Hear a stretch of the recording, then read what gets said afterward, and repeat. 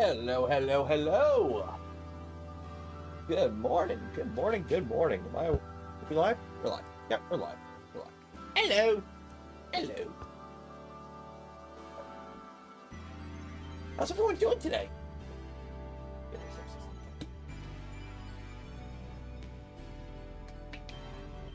If you don't see the form, hit refresh.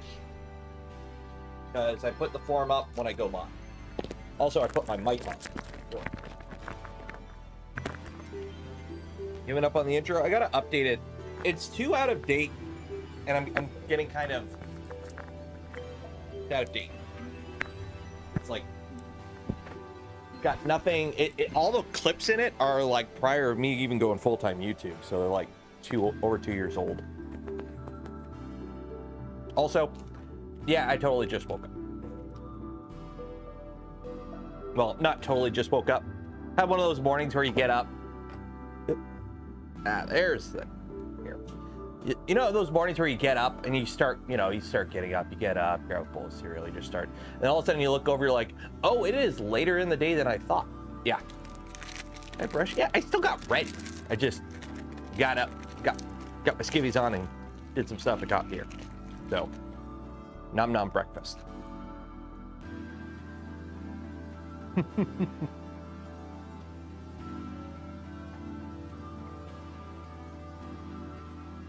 What am I printing on the XL? Deadpool. I'm doing the multicolored Deadpool print because I'll be honest, now that I actually have a multicolor capable printer that, how do I word this, makes multicolor actually feasible. I like it. I like it. For those who know, I'm actually pretty I don't do multicolor printing. It's just something I normally don't do. The type of printing I do is like single things that I'm going to paint or work on, or printers. I really don't do multicolor prints because I don't run a print farm. I don't really do a lot of printer reviews or just like videos on tutorials and stuff like that. So it's like, for me, multicolor printing for a while was just a waste. It'd be like, cool, this print that would take 5 hours now takes a day and a half, and I waste 5 times as much filament. But now with that, it doesn't really change the time too much, and there's really no waste.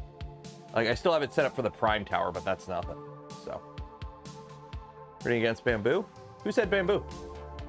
I was referring to the Rage Rabbit carrot feeder I had. Who said bamboo? You said bamboo. I'd say bamboo. No, the entire, all previous multi-material systems I've played with have been single nozzle setups. So, but it'll be interesting because I got an MMU3 on the way, so we'll compare those two head to head. So anyways, what are we doing today? What are we doing today? We are continuing with the Siboor. Yes, I know I said Prusa, but we're doing Siboor because I actually kind of want to get this going. Let me find the manual. Where did I put the manual? There's the manual. Get the manual. There we go. Single nozzle is always going to be highly wasteful. You are correct. The advantage, though, is time. It's like how when somebody says, "Ooh, I bought an EV to save on gas." Okay, it's like, or to save money. Okay, big difference. Somebody bought an EV to save money. So like, okay, you did say save money. You don't got to buy gas. How much gas were you buying in a year? I don't know, a couple thousand. Well, the cheapest EV in Canada is like 45,000. You can buy a car for 25,000. 20,000 price difference. That could buy you a lot of gas. I think that's like this for This is buying the EV to save money of multi-material. At some point, there is a break even because, as a wise investment banker once told me, time is money, friend. And if you know, how much is your time worth when this finishes a multicolor print in a quarter of the time? Eventually it does. Eventually there is a break even point. There's always a break even point. All right, where were we at? Where were we at? We did the front ones. Those are together. And now we're going to do the back ones together right now. Over me. You should test it. I'm pretty sure a bunch of other people have already done videos on it. It wasn't really a thing I was super interested in, because every time I've seen that kind of setup before, it's not really the most reliable because it leaves a bulge. And I'm sure a bunch of other people have tested it already. So does it work for them?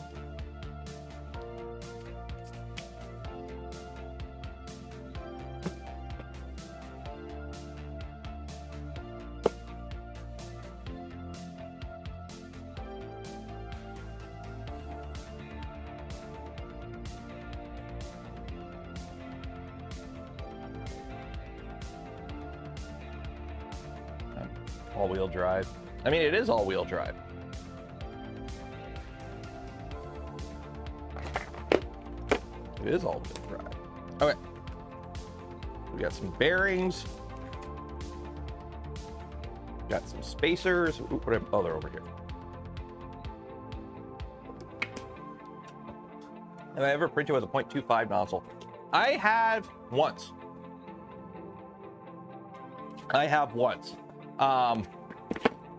And then after I did that, I'm like, cool.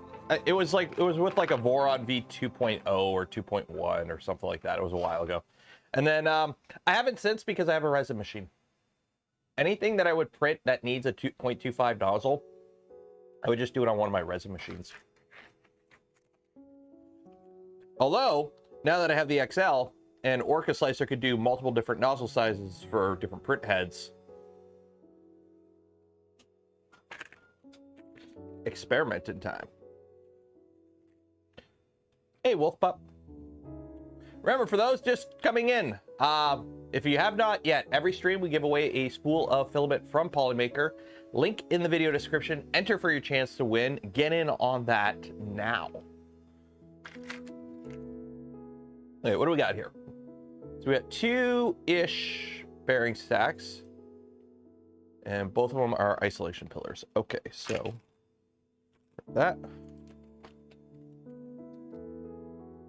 0.8 for infill. Or one thing I do want to try, I still have some polyalchemy elixir. The really good silk filament. I'm using some of it right now for the Deadpool. So I still have some polyalchemy elixir. The problem is, that stuff's, you got to ration it. I don't want to be wasting that stuff on infill. So yeah, why not just like print just the outside of the skin of your print in the material you want, and then use like just cheap bulk PLA for your infill. Or say you need to print something that needs to be a little bit stronger, but you don't want to, you want it to look good, and you have a filament that looks really good, but you got to use like a strong material for your infill. So why not like print the outside in that really fancy cool PETG color that you got, and then print the inside with like polycarbonate or nylon.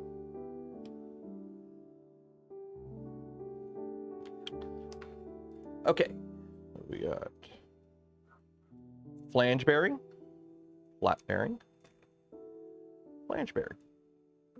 And this one is a single stack, and it goes on the inside. So let's orientate this, same as that, so I don't screw this up, and that goes on here. Okay, and then we build another one.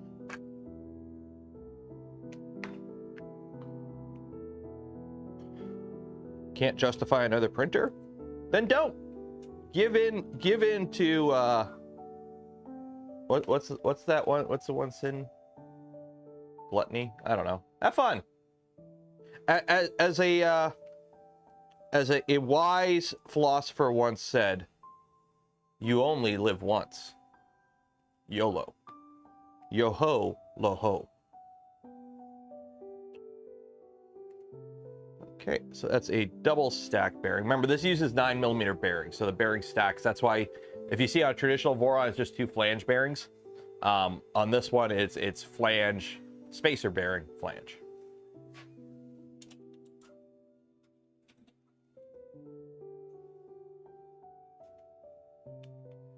Okay, So we've done that. And then we need the parts.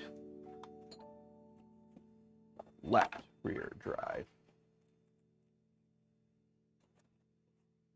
We've got these guys. So this and that. So it looks like the slot goes on the bottom.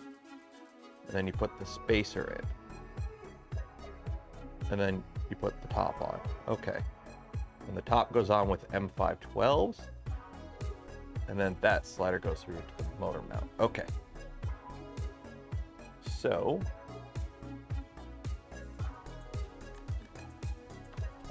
where's my top piece? Oh, it's right here. So you go in there. Oh wait, this is, I forgot this is the tight one. Also, I'm just realizing I'm blowing my ISO out. 1 second. I really gotta play with my camera settings. It's supposed to save the ISO. I don't know why it never saves the ISO. I have to do this every time. There you go. Is that good? 2000.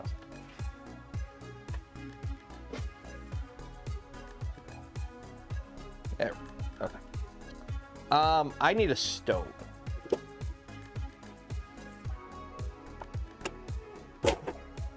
That's too big. I need a smaller stone.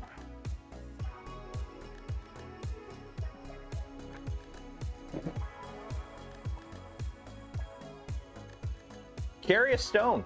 Yeah, have you ever, like, in a store that sells emery stones, grab a bunch of them. Or like next time you're like buying something from like Amazon or whatever, just get a bunch of stones. You'd be surprised how often you need to take something that's metal and take like a thou off of it. You would be surprised. The problem is, how am I gonna do this? That was my Monday off. You guys do know I'm a YouTuber. No, I took the little guy. We went to the beach and did some stuff. Did some family stuff.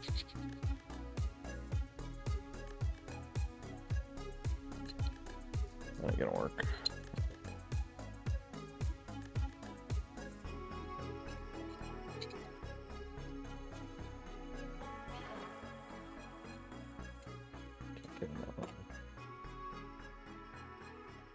There's chamfer. Oh, that's why.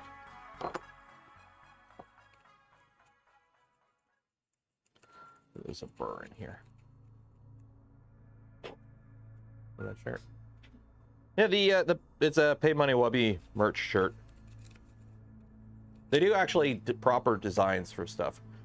A lot of my clothes, I've realized over the years, I've now kind of settled into, most of my wardrobe is now like content creator merch, because I like buying shirts and whatnot from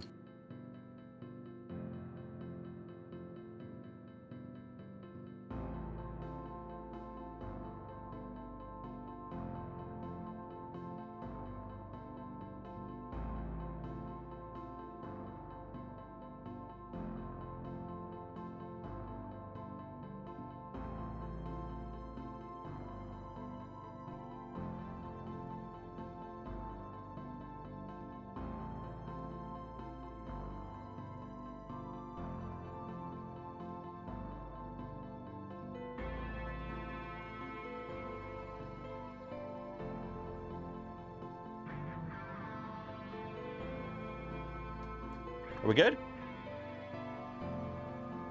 Are you dying? You were charging. You're on the charger. No. Oh, it's dead.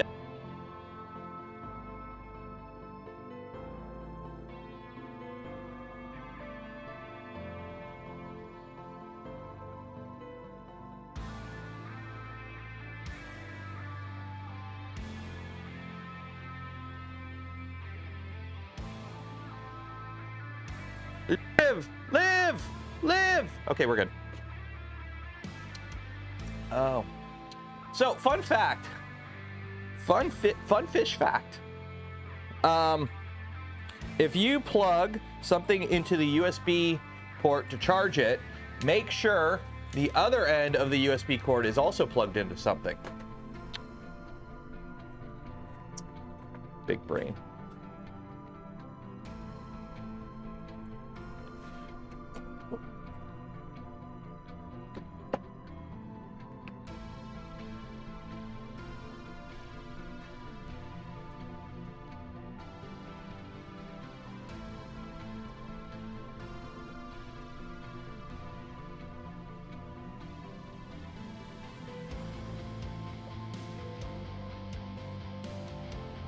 As long as it slides.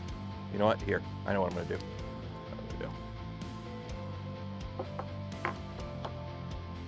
Grease. When in doubt, a little bit of lube.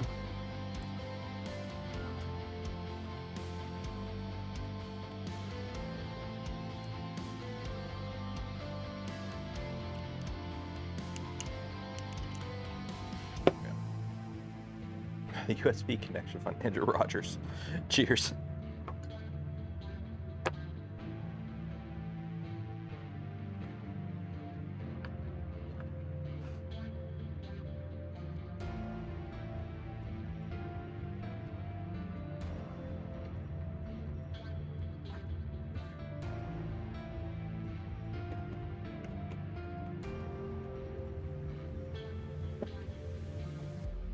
There we go.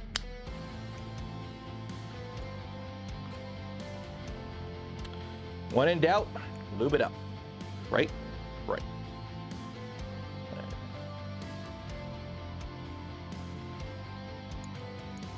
And then that goes in there. So now we have this. And then that goes.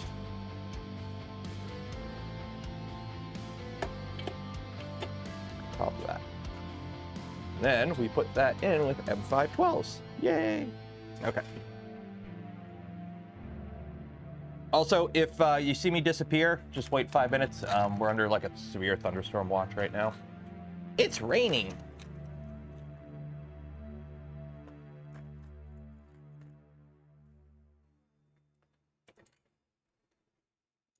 Actually raining quite a bit. Andrew Rogers for the, did I say that? For the $10 to the USB port fund. Cheers.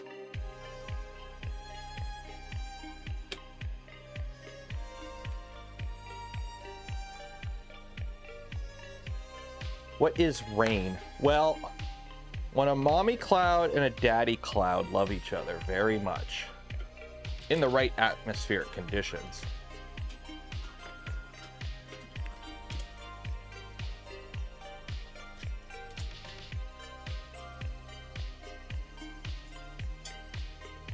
no wipe tower? No, it does have a wipe tower. I haven't turned off the wipe tower settings. I'm still running the Prusa at fully stock settings. I want to get a bunch of prints on it before I start fiddling with the settings, so I can go, these are the defaults. This is what you get if you're like just print and go type person.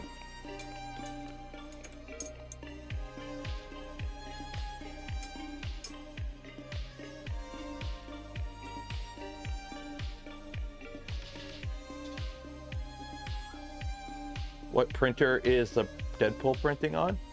Oh, you can't say it, like the one that says Prusa XL, but you can't see the title or its nameplate because of what it's printing. I've built 2 Vorons now, and it's all your fault. Old school RuneScape Zach, I apologize, and as a token of gratitude, I will refund you everything you've paid to Voron Design itself for the purchase price of the Voron idea. I can't refund you for the kit because Voron doesn't sell kits, but I can sell you. I'll refund you everything you have paid to Voron Design directly for your Voron build. Donations don't count.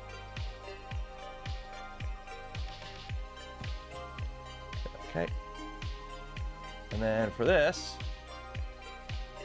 M3 aluminum alloy washer and M340. Okay, so we got M340. Oh, M340. Oh, got it.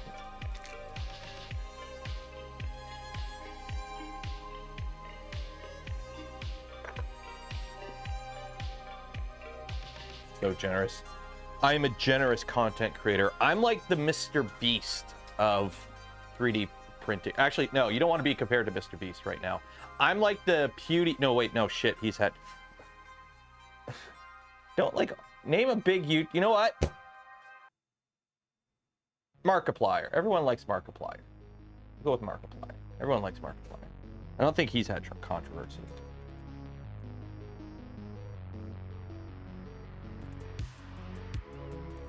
Who are you? You don't get to the Cloud City very often. I'll just say that. Vsauce. I am how to basic.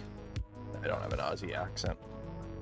Okay, so we got two M340s here that go through the top into the bottom with the alloy spacers. The Linus? Nah, I'll be honest, Linus is a much better businessman than me. A much more betterer businessman than me.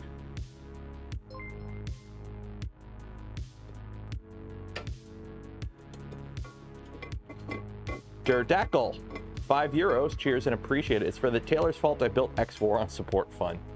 Yeah, the meetings for the group are on Wednesdays, just so you're aware.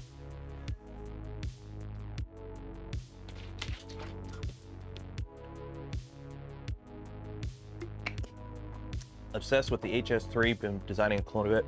Would you say the print quality is worth it?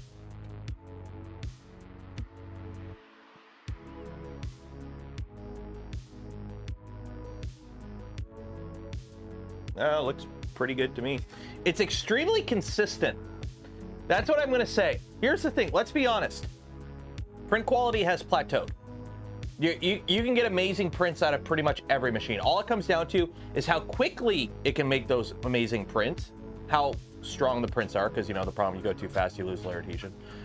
So the biggest thing is how quickly you can do the good prints and how reliably and consistently you can do the good prints. And that thing can do consistent, reliable, good prints. That's the thing. Let's be honest. Let's be honest. When it comes to judging a printer on print quality, that is a false equivalency test, I think. I don't even think I'm using that word right. But judging a printer based on print quality,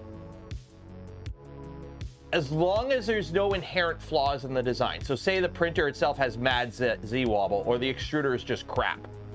Okay, yeah, valid. Okay, but that's not the print quality thing. That's the design of the printer is crap. But let's be honest.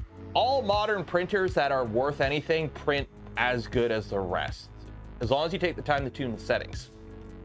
You can make my Monoprice Select Mini made amazing prints. It just took all day. And you know, you're limited to PLA only. Okay, now we do the other side. Okay. So let's get stacked with some bearings. So we got one bearing stacked, two bearings stacked.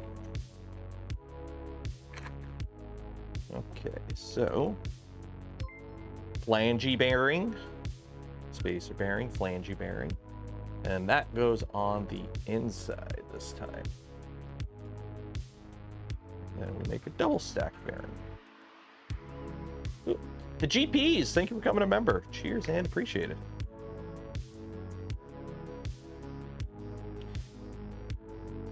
Can you put the all-wheel drive kit on a 2.4? I don't know how compatible this is, because these machine parts don't have support for like how you would mount VZ on a V2. I don't know if Siboor has a V2 all-wheel drive kit. I don't know. You'd have to check their site. But I would not buy, because I don't know if you can buy their CNC parts directly. I personally would not buy CNC parts designed for a Trident and try and put them on a V2.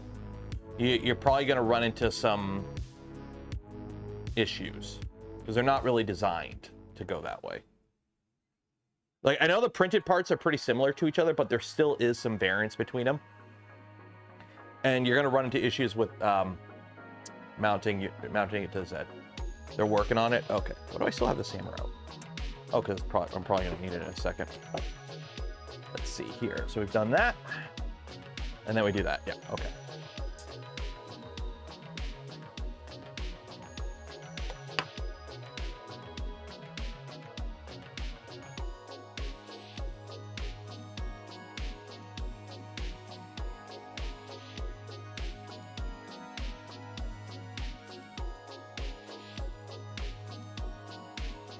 Did you catch that Clipper plugin that uses a macro to find your max Excel?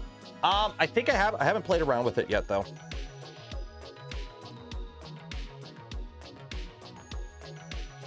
I've been traveling a bunch over the past little bit, so I'm like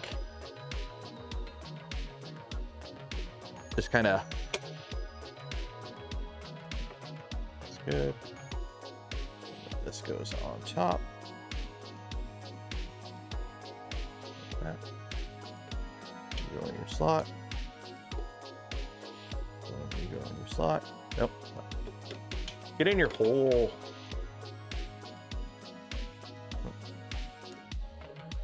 Come on. Nope. Nope. There are my bearings. There we go. Aha! Gotcha. Tried Fallout London. No, I still gotta finish New Vegas first. We gotta get going on the we gotta get the Twitch streams going again. Twitch streams are hard to do when the little guy's not in school.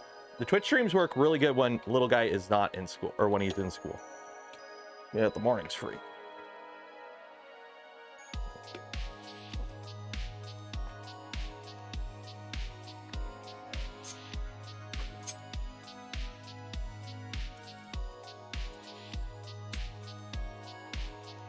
I bought a frame for a 2.4. Is it possible to build a Trident?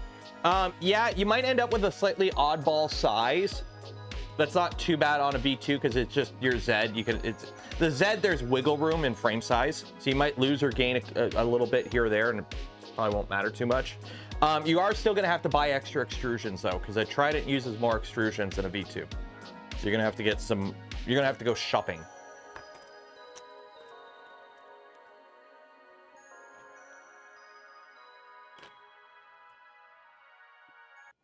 Are finding the part quality so far into the build? Well, so far we've only actually used 2 printed parts so far, and it's these 2 little brackets. The rest are all CNC parts, and they all look mint, I will say.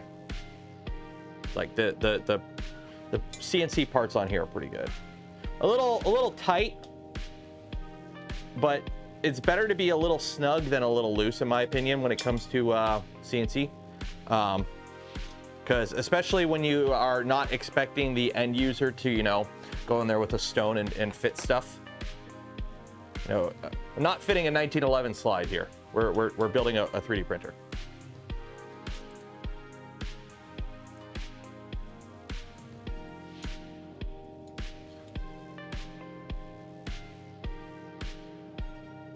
There we go. Okay, so that's that. This is looking better and better. And then we got the 3 washers, or the 2. That one. What, I got a feeling I'm running low on bearings.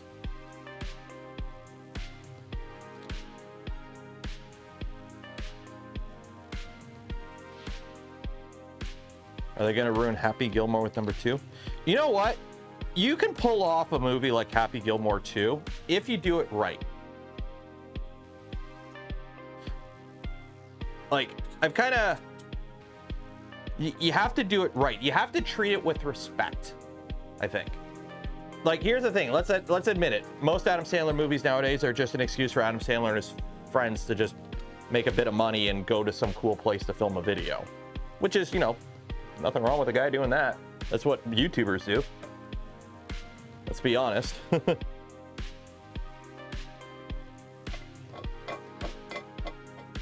Did I have a choice for colors? Yes. My choice was black and red or black and white, and I went with black and white. Because, I don't know, I thought it looked better. Oop. Okay, so now we are in the axis. Sweet.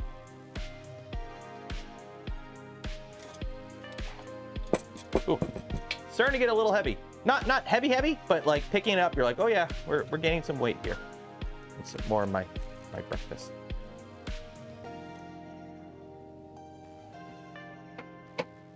How much stringing?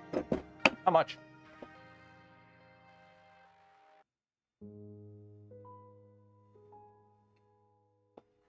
Depends, honestly. It depends on the filament. It really, here's the thing. I've got a bunch of random filaments, so I just tell it it's Prusament PLA and hope for the best. I'm not going through and like, okay, that's a spool of, that filament is from a local manufacturer. That one's from, you know, random, I think that's Spartan 3D copper fill. That one is a polyalchemy elixir. Like, I'm not going to go through and like, oh, this is what this one is, and this is what this one is, and no, they're all PLA. So I accept that there may be some issues due to not the most perfect settings for the right filament, because I'm not tuning that much. I really don't care. But so far I've noticed everything I got loaded in there right now, except for the copper, the copper PLA, that is stringing a little bit. Nothing else is though. Oh, the red's stringing a little bit, but it's like a silk red. So that's why. Like that's the thing. It's like, it's a filament thing. A printer stringing very rarely is a mechanical thing. It just, you can just play with it in the slicer till it stops stringing. Or it's either the filament that's really stringy. Some filaments are just really stringy. Flexibles, silks, etc. And sometimes you just got to adjust your slicer settings. Yeah. I think a lot of the big issue with the 0.6 nozzles, I think a lot of the early issues with the XL was just the fact it shipped with 0.6 nozzles. Now that they've switched over to 0.4s on everything, it seems to be a lot more consistent. BRB found a 1 hour long video about aloe. What is aloe? Like, these aren't the right pieces. What are these? Oh, here we go. These are one. XY joints. Ooh, these look cool. Oh, these look really cool. There's your XY joints. They skeletonized them. That's cool. Okay. So I got 2 sets here. I'm assuming this is the set. Nope.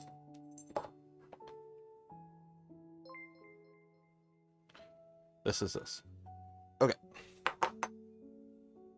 Marcel gifted 10 community memberships. Cheers and appreciate it. Thank you. Okay, so we've got bearing stack, flangey bearing, and then 2 hollow pillars. Okay.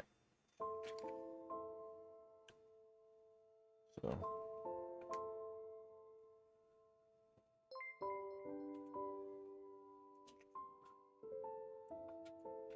what's that?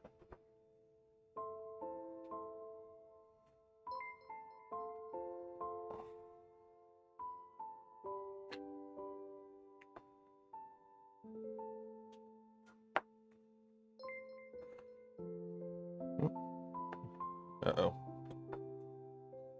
Oh, that's the right size.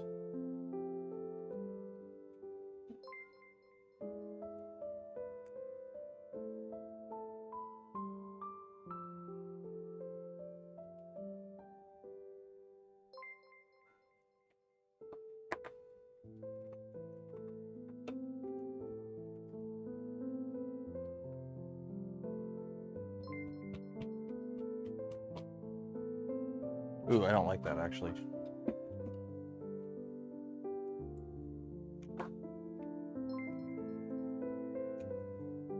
There we go. A little bit of stuff. Okay, and then the other one uses, ooh, this has a spacer.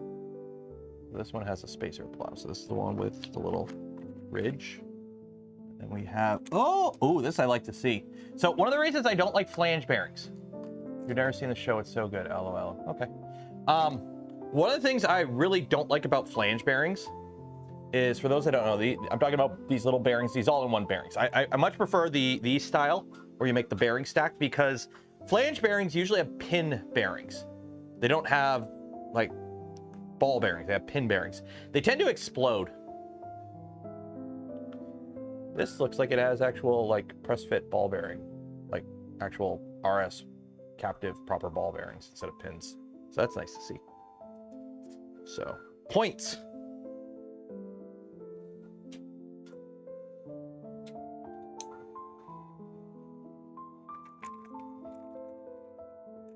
Weren't good, sadly. Mine popped out. Yeah, the thing with flange bearings, on the bright side, the usually most kits come with some extra ball bearings. You can replace on the Voron V2 and Trident, those flange bearings in your XY joints. If you're having issues with them, you could just swap them with a standard bearing stack. Just straight up, just pull it out, replace it. You don't even have to take the XY joint apart. Just pull the screw out, pull that, like, loosen your belts, undo your belt tension at the front, pull the one screw out, take the bearing stack out, put a new bearing stack in, put the screw back in, retension your belts. You don't even have to take the printer apart, unlike some other printer designs, mostly commercial. I'm starting to get really annoyed how unfixable some of these commercial printers are getting. It seems to be a trend, and I'm not a fan of it.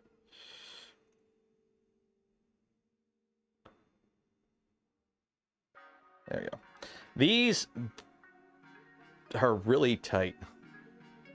Like, I mean, it's good that they're tight, but I've got a feeling everything fit really, really good, and then they anodized it. I got a feeling that's what's going on here. Okay, so mine looks like that. And then I put the top on, okay. Which is this one, I think. Yeah. Okay.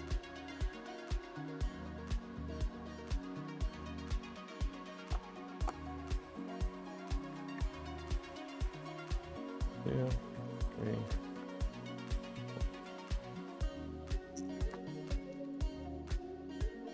Is just how much effort.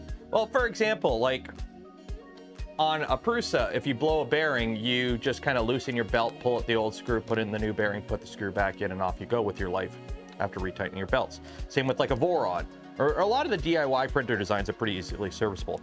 But then you have on the opposite end, you have something, not just Bamboo does this, but Creality does this too. Sheety does this. They have their XY assembly. Their X gantry is like a single unit, so you really can't replace like a bearing, because the pin that holds the bearing is injection molded in, and you can't replace it. So it's like the moment that goes, everything goes. Yes, that is a Deadpool bust. We are printing a Deadpool. We're doing the multicolor one.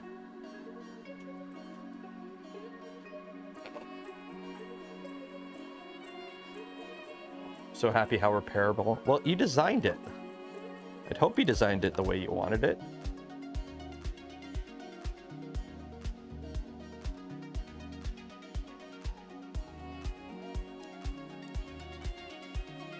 Yeah, I was gonna actually print this Deadpool Bust 8. I think I might have one printed on the Bamboo or the Urkfa. I might have done it on the Urkfa.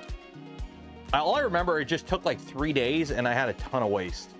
Whereas this, I started like, I've got an hour left on it. I started this print like yesterday afternoon at some point.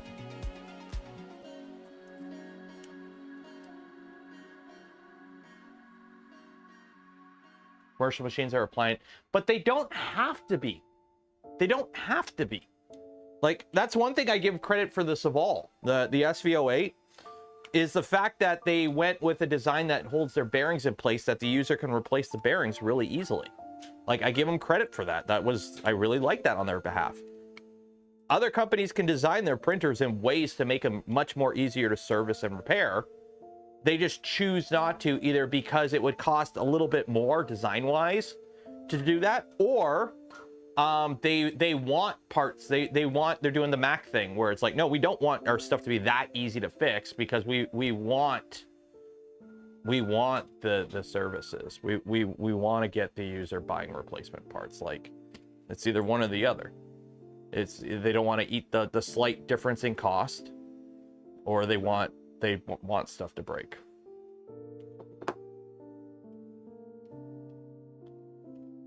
Okay, now we do the other one. I loathe the idea of repairing my X1C. I had my bed sensor wire. For those that don't know, on the X1, there are 3 load cells in the bed that talk to a controller board, and then that controller board talks to your main controller board. That's how it does the bed probing.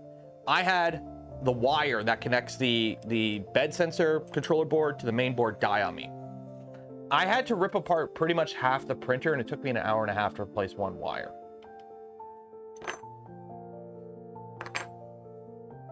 So, yeah. Okay, so this is pretty much what we just did, but the other way around.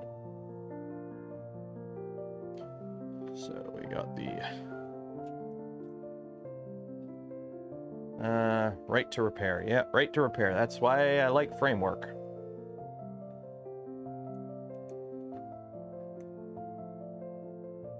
There we go.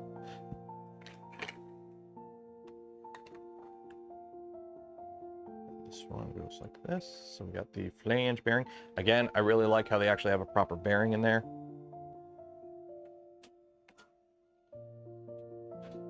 I can't even connect with my bamboo printer in land mode.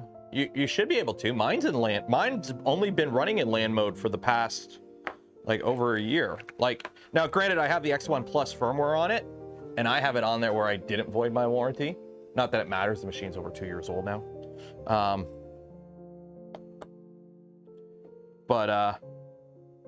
Yeah, mine's on land mode. What's the state of tool changing on the 2.4? Nothing official. There probably will never be anything official, but there is the stealth changer, which is functional but still going through revisions. That seems to be like a pretty good option. I've seen a few of them built now. Zombie Hedgehog would be the guy to ask more about that, I think, because he's built a couple of them. But they seem pretty capable. And if you want an open source tool changer that's not too over the top and you can build with COTS, I'm pretty sure it's mostly COTS parts. I don't think you need any custom machine stuff for a stealth changer, but both Orca and Bamboo, you still have to set it up through a widget using like a code off the machine, if I remember correctly. Mine's been set up forever, so I can't remember how I did it originally.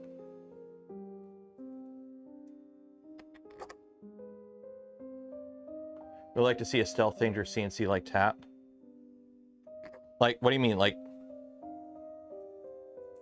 a CNC machine? Or like have CNC carriages? I'm sure somebody will do CNC. I'm sure at some point one of these companies will make a kit for it that has CNC parts. I'm not saying, you know, you could trust me, but I'm saying, hey, companies like making money and Voron stuff tends to sell. So, yeah. Hey, Canuck, how you been? Everyone have a good weekend? I know it's Tuesday. Did everyone have a good weekend?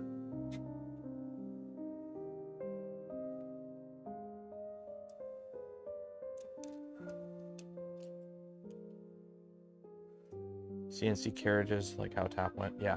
Yeah.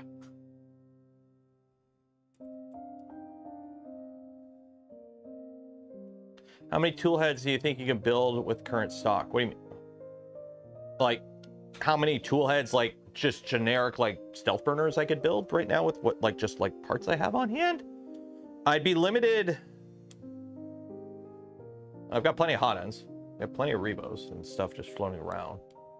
I don't know, half a dozen, 8, 10 maybe. I don't know. I think I'd be limited by extruders.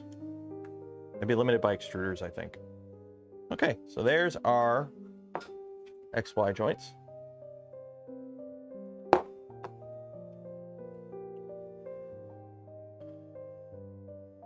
Tuning the belts on my 2.4 350 after the BI swap, it ain't going well. What's the issue? PC van Deadmine's boss.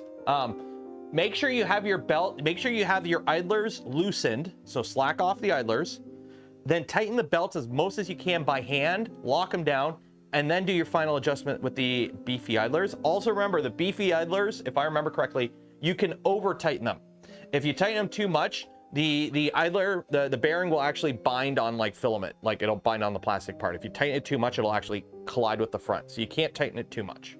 So you got to make sure you tighten as much as possible with the idlers loose, and then do your final adjustment with the idlers. Don't rely on the tensioning too much. I ran into that on Tallboy. After I built Tallboy, I tensioned my belts and it was really weird. And I'm like, what's going on? Why am I having these random skips? And it turns out I had tightened one of the idlers ever so slightly too much. Okay. So I've gone ahead, I put that on. Oh, I never did this. I never did this. What is this? So I've got to put those going. M516s going into flangey nuts. Okay. We have flange nuts?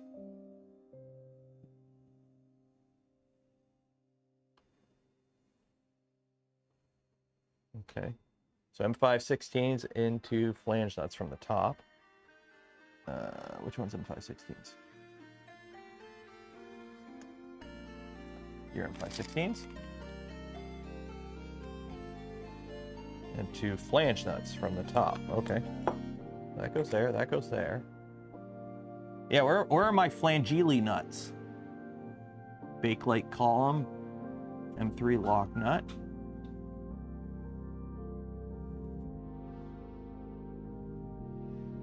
M5 flange nuts, they're there, right there. I'm assuming we go with the silver ones. Yeah, we'll go with the.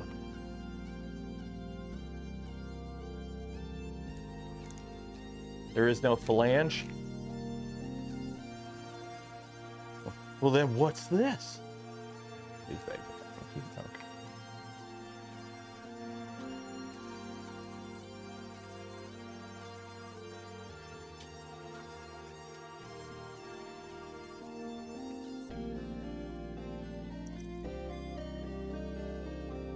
Okay. Putting screws in by hand sucks.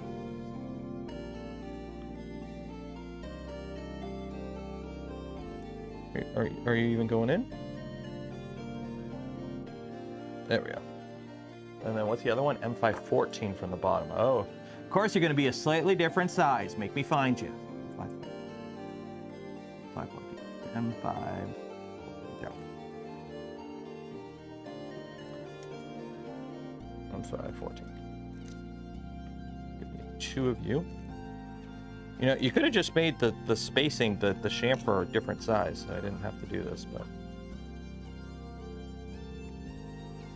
514. Okay. So that's that. Is this a 300? Yes, this is a 300 spec.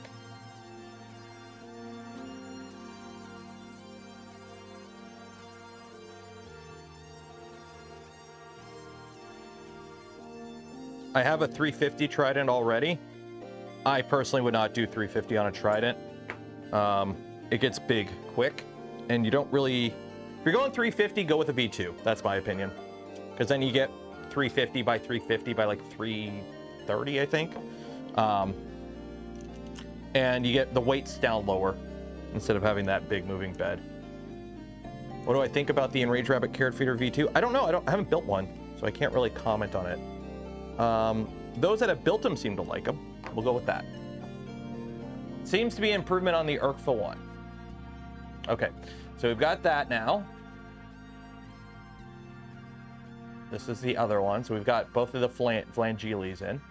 Now I need to find my x-axis because that is a tube, and I don't know where my tube is. You're garbage, so I got...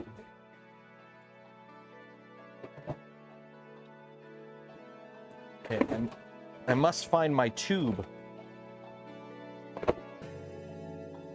Tube? Are you in here, tube?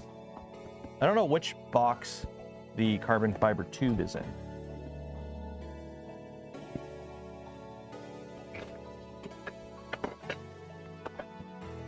I don't think it's in this box. Don't think it's in this box.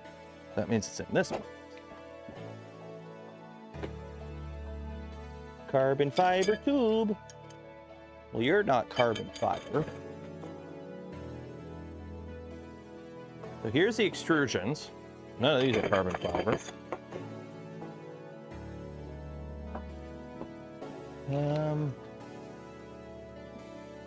Those aren't carbon fiber. Those aren't carbon fiber. Where is the carbon fiber tube?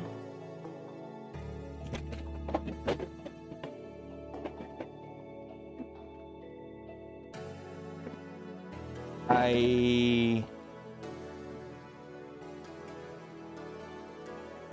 don't have it. Am I missing something here? Oh, okay, okay. It's underneath. They have all these little corner pieces like laid out in a row. It's underneath that. It was underneath that. Found it. Oh, are these backers? Oh, it comes with backers. Ooh. Well, that's light. This is the first time I've used it. Actually, does that have carbon fiber in it? Yeah, that has carbon fiber. This feels very light.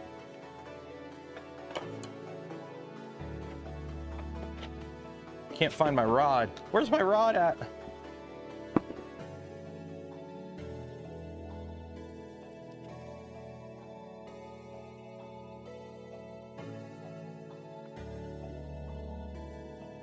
Okay. That last rail. Actually, it's in there.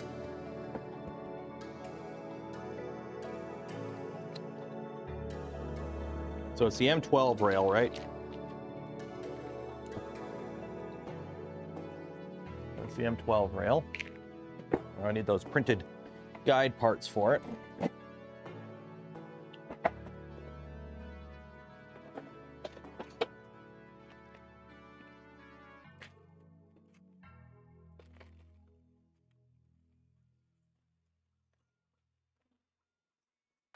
This one and that one.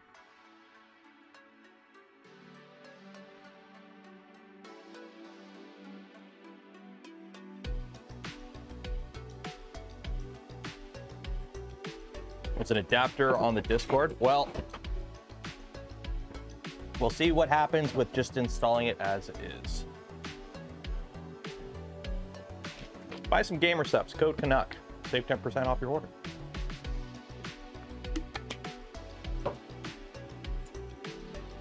Okay, so this goes in here. Why does it say fixing strip ×2? There's only one. That goes in there.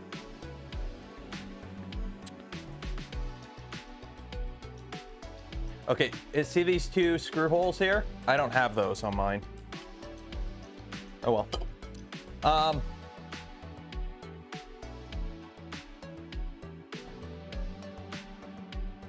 What flavor? Good. And what holds it together? M3/8. Good old M3/8. Guess who forgot to get a knife?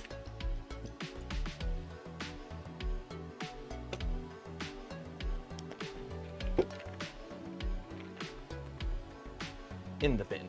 In the bin. By the way, about half the stuff I threw in the bin yesterday made it, or on Saturday, made it in the bin. So.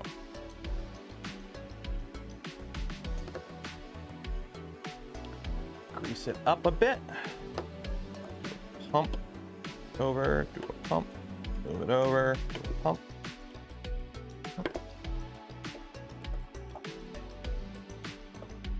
A little too much air.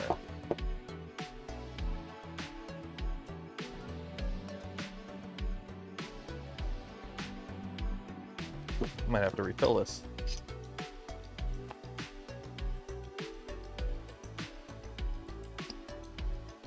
Yeah, refill it. Either way, we're good.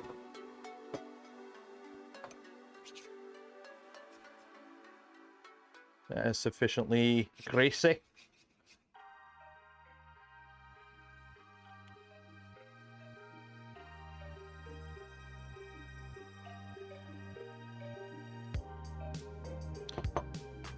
Now I need to find some paper towels because I don't have any. I keep forgetting to bring some more out here. Oh, wait. You'll do.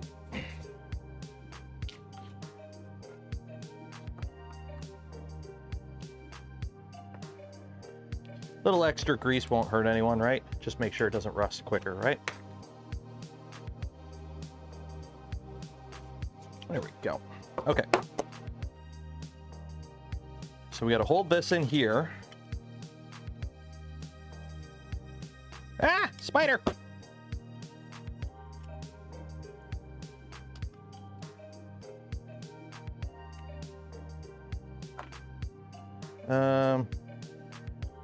Electronics. I think this kit is an inverted electronics kit. Can someone correct me if I'm wrong, but I'm pretty sure this kit does come with inverted electronics.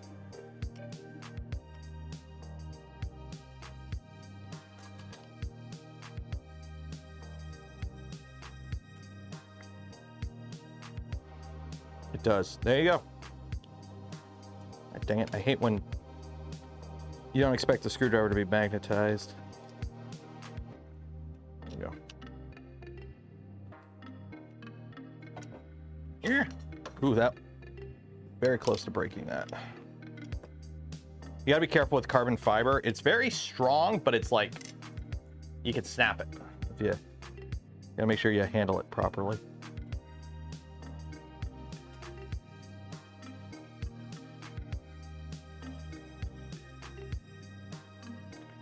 Okay, get this started. So these are held in. There we go. Okay.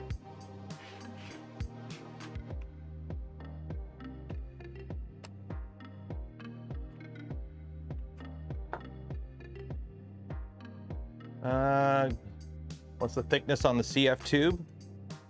A millimeter, if that. Thin. I mean, at this point, the rail's providing more rigidity than the carbon fiber, probably. It's like, let's save weight by using a carbon fiber rail. Yeah. And then let's put an MG or carbon fiber extrusion. Yeah. And then let's go ahead and use an MGN12 rail.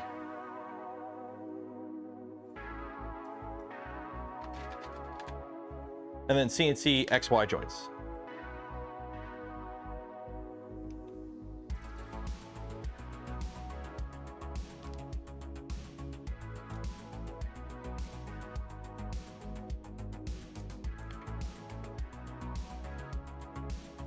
It tells you to use a screw in every hole.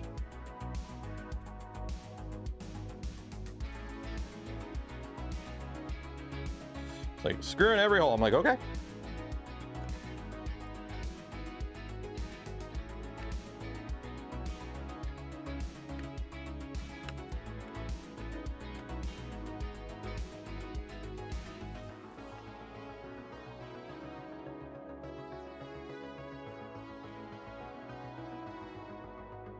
Why don't you use the VZBot much? I do use the VZBot. I use it a bunch for printing stuff for the Helldiver's armor suit and whatnot. No, the VZBot's been used a bunch. I use whatever printer makes the sense for what I'm printing. So if I need to print something big, I'm going to print it on the VZBot because it's got the most volume. It's 330 by 330 by 400 of any functional printer I have. A little bit more than... they're about the same as Tallboy. The problem with Tallboy is the bed on Tallboy is 12 by 12, not 13-inch bed. So Tallboy is a little inefficient. But like if I just need to print like a little thing, I'm gonna print it on like the Prusa Mark IV or the Bamboo or like one of the smaller machines because one, they use less power, so they're cheaper to run, and two, it's you know, I don't want to tie up a big machine in case I suddenly need to do something on a big machine. I hope that makes sense. Okay.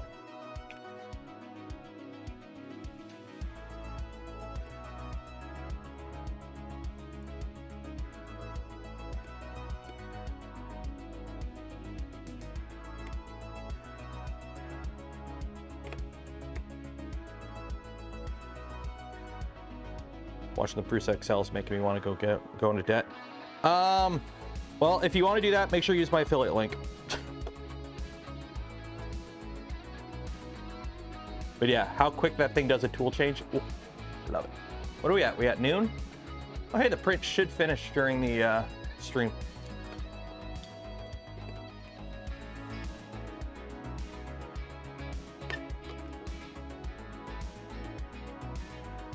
I have better input shaping results than 2020 profiles compared to CF2 because it's stiffer.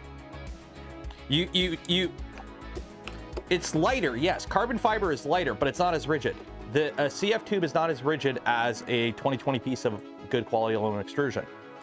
So people get hung up in the speed because it's like, oh, to go fast, I got to go lighter.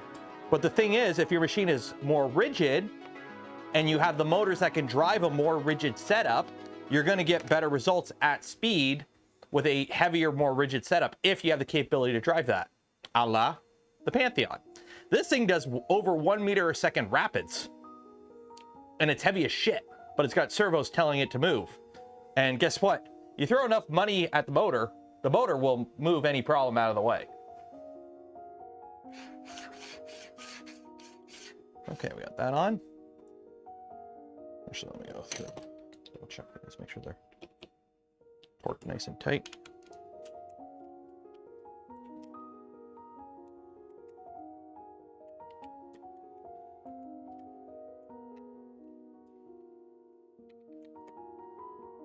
Not a huge fan, like, while I like these backers, I'm not a huge fan of the fact that I'm screwing into aluminum with steel screws with a carbon fiber sandwich. Like, as long as you don't do it a bunch, you'll be okay, but I could see galling be an issue, potentially. Especially if you seize a screw. Or if you over-tighten it, you'll rip the screw out. Okay, there's that.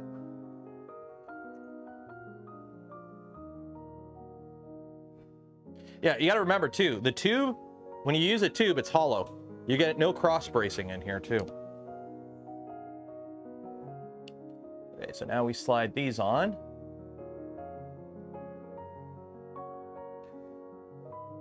Centered rail guide, so we've done that, so now we slide the two end pieces on, okay.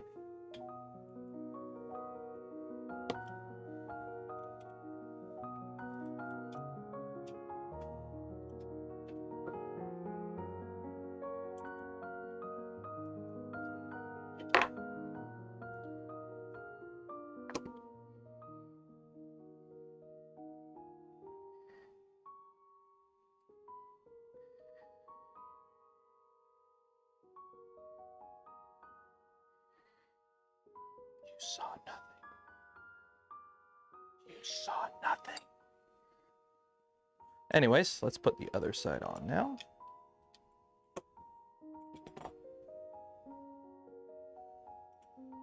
You saw nothing.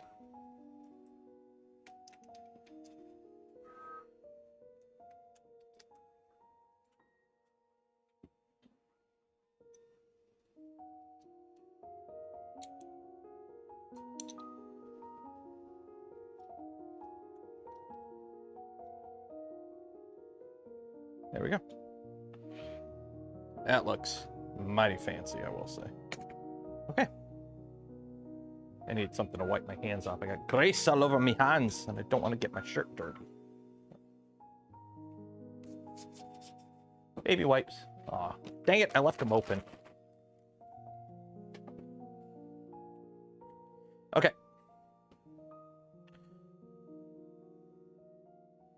And then that goes in there. M3/8, M3/8. Okay.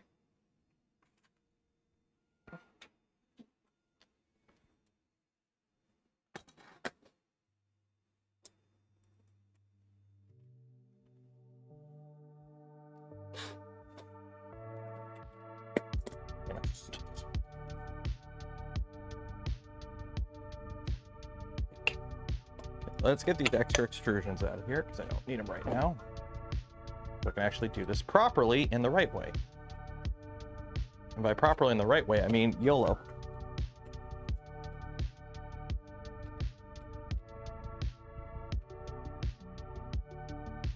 Okay, we got one screw in there.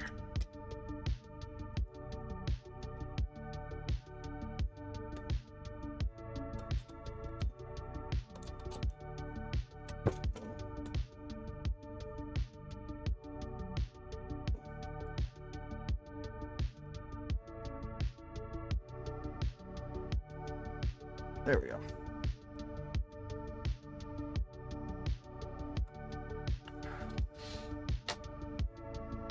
There we go. 350? No, this is a 300. This is a 200, or 300, sorry.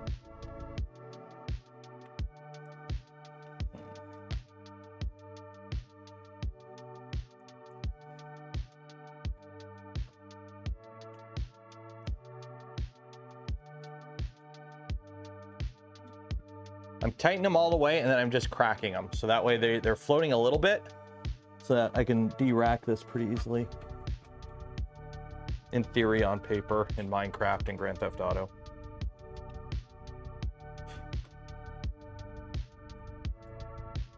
Hello, the breadboard. How you doing?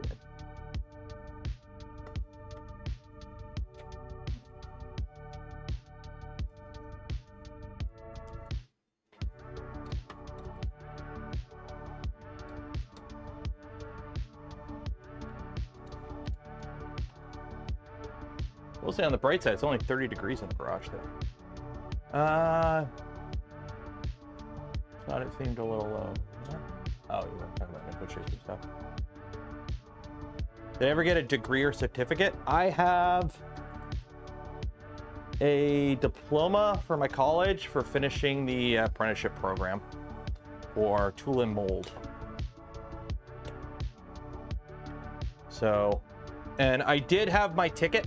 I did have my ticket, but it's expired right now. Because why would I pay dues when I'm not actively in the field, right? Like, why would I pay dues when I'm not in the field? Or pay to keep my ticket up to date if I'm not in the field?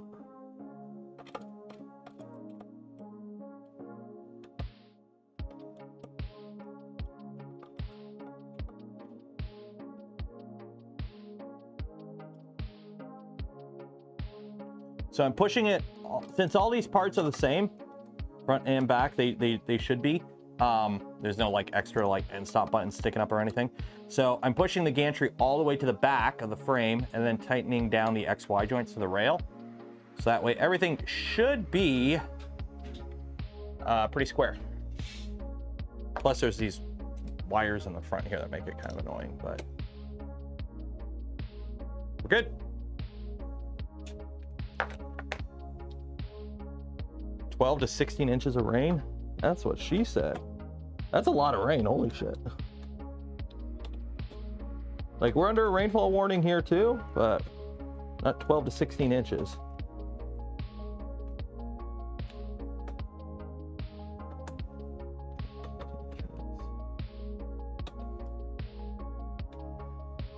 That's a lot of rain.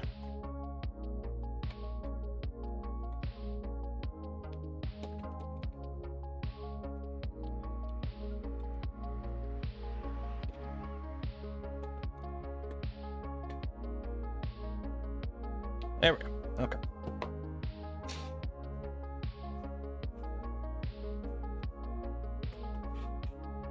Oh yeah. Butter. It's like butter. Butter your rails, kids. If you want them to run smooth, butter your rails. There we go. Okay. Done that. Tighten all that. Tighten all that. Cool.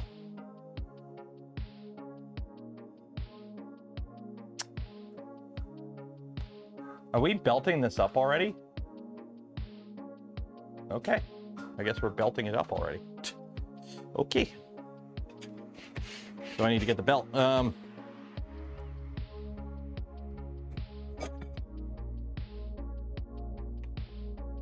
in here? No.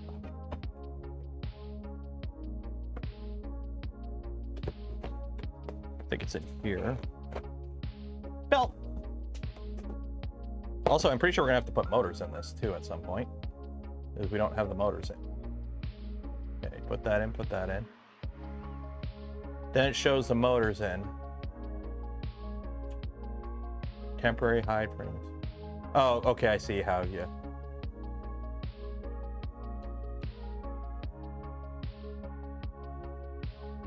Okay. So should we put the motors in before we run the belt, or should we do it as they say?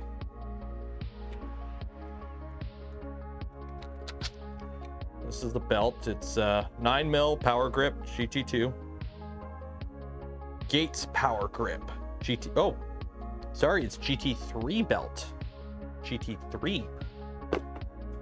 I'm more of a GTZ fan, or DBZ fan than GT, but you know, that's just me. They are good belts.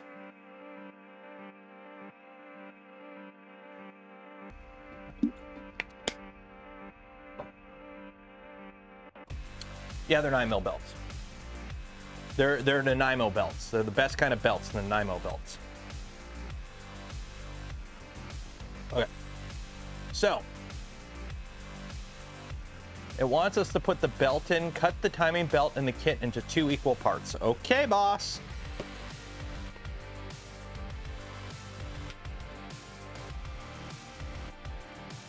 You're the boss, boss.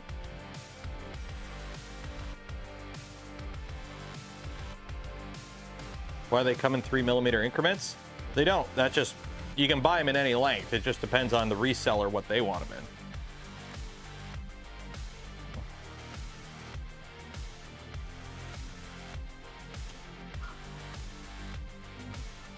You want continuous lengths belt? Continuous lengths belt. Where can you get replacement belts? Any GT2 belt. It's all the same belt. Just make sure it's the right width. It's probably just 9mm GT2. I mean, I've got meters of this stuff. You just buy it in bulk when you build printers. They all use the same belt for the most part. Okay. We've cut that in half.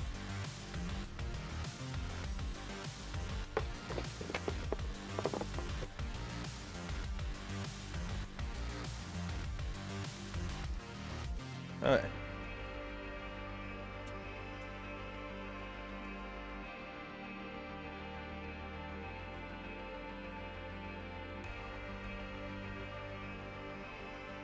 So that comes in, loops around, and then goes straight. So we got to make a bearing. Okay, so we got this guy. And then we get our flangey boy out. Oh, we're gonna put our flangey boy on this thing.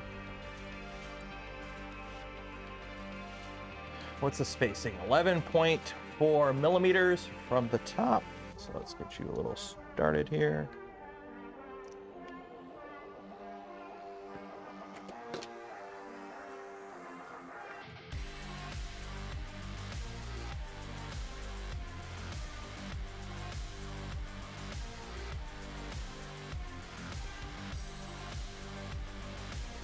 Millimeters.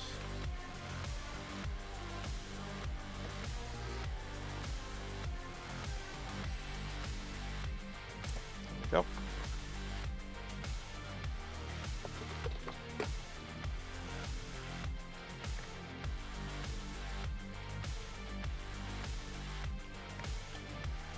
No thread lock. That's what this is. Yeah. Way too much.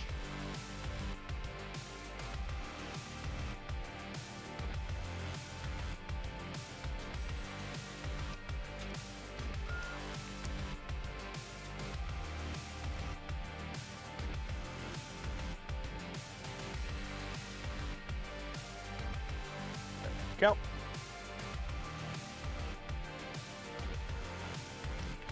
Okay, so we put our belt in. It goes through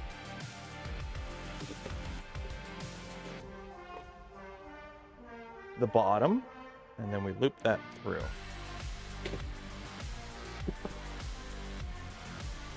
That goes through the bottom, and we grab some sort of pokey device. That ain't gonna work. How do I... Oh, that's gonna be tight. Okay, I see why they want you to do it this way. This is very much a belt coffin. I'm having flashbacks here.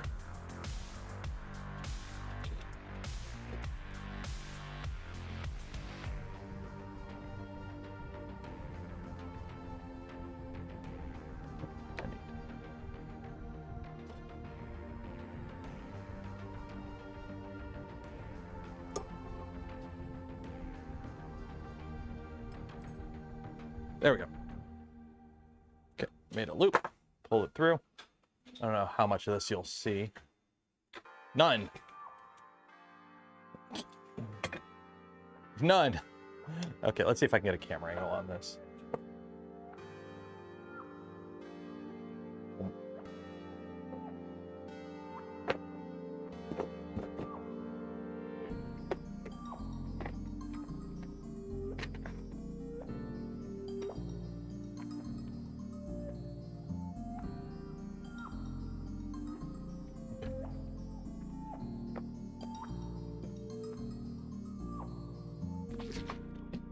Yeah, it's got 20 minutes left on the print, 28 minutes.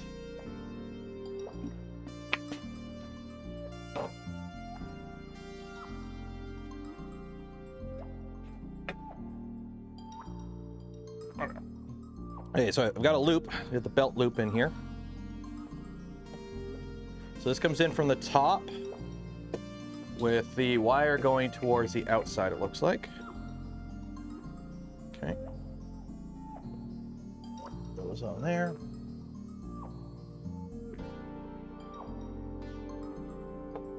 That goes like that.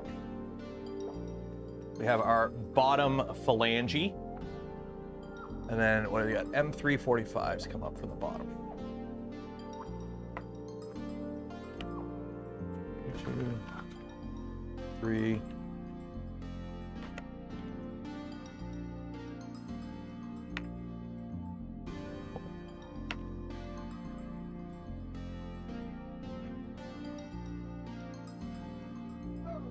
What's wrong, buddy?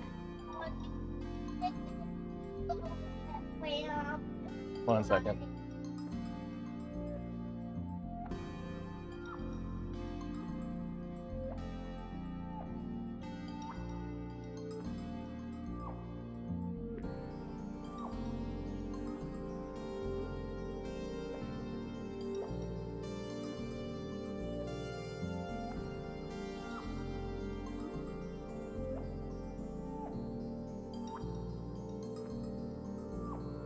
Little guy wants a fried eggy. I'm like, I'll make you one after, buddy.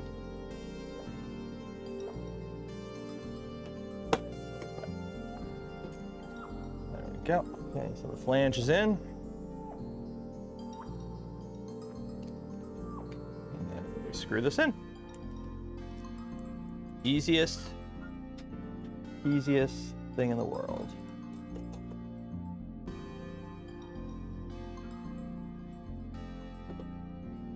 There we go. Do I have a referral code for Siboor? I do not yet.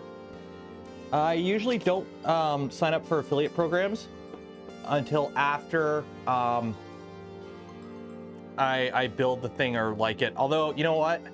Considering how well this build is going, I might sign up for it. I might give them pre-mental approval. Because I'm pretty happy with the kit so far, I will say. So I might sign up for the affiliate program. I usually just don't. I usually, for those that are new to the channel, I usually don't sign up for affiliate programs unless I like use the product and I actually like go, hey, yeah, I like this thing. I think it's good. You know, I've got no problem putting my like seal of approval on it, kind of thing. But that's just me. That's just me.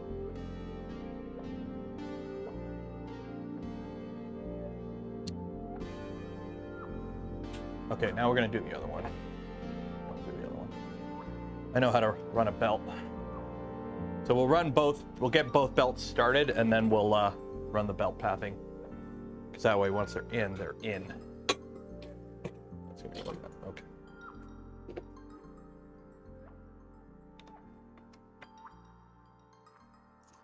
Okay. This one is from the bottom and it's upside down.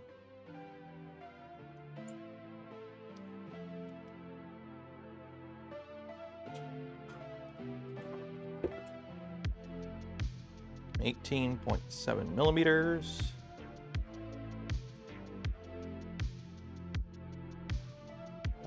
Seeing this in the price, I paid top dollar for an LDO. Not the same printer, but still. I mean, it is what it is. Like, Siboor, like, this is my first time ever building a Siboor. In my understanding, they were always well, when they came out, they did like the cheaper kits. But now they're like, they seem to be wanting to do more premium kits, so we'll see how it goes, but I mean, you can't go, like, these aren't stock kits. I still think the LDO probably does the best generic Voron kit. Like, you want to build a stock Voron, you don't want like a bunch of crazy stuff. You want to keep it pretty similar to the base design. So down the line, when there's updates and whatnot, you have more compatibility. Like, those are all valid reasons. Buy what works best for you, not what the YouTuber tells you to buy. Like, you know, it's good to get opinions on stuff, but buy what works best for you, not what, you know, the person on the shiny screen tells you to buy with their affiliate link. The Siboor people were nice. I did speak with the Siboor booth with a few people of the team while I was there, and they were nice. Like, I've got no bad impressions of Siboor. I haven't heard anything bad. So, like, the only criticisms I heard was their very first kits were a little on the cheap side, which they were cheap kits. I was like, well, you bought a cheap kit. What did you expect?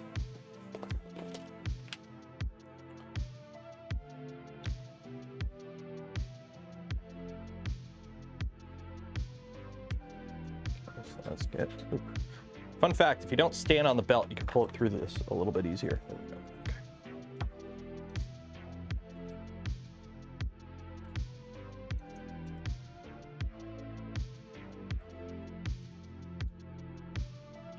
Okay. Yep.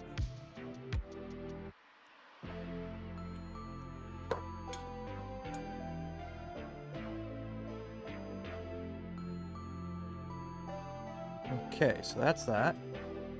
So that goes inward again, and we do the same thing. Goes like that. We get our spacer. M345s, and we screw that in. Deadpool's almost done. I know. I mean, I see the screen too, guys. It's only got, what, 23 minutes left on it. Yep.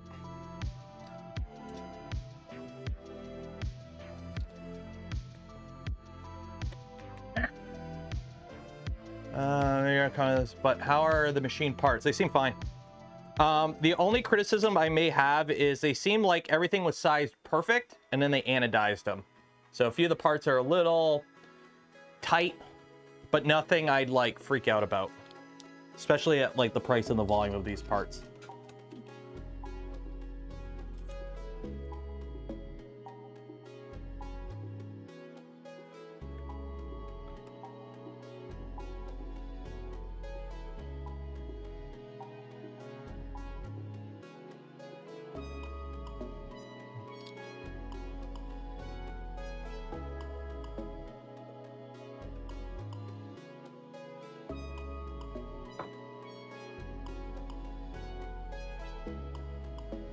Yeah, we're almost done.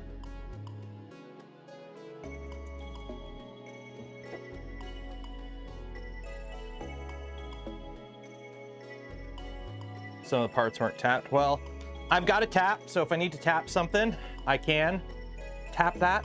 But if we don't need to, we don't need to. And so far I haven't needed to, so. Okay, so that's that. So now I guess we run our belts, I guess.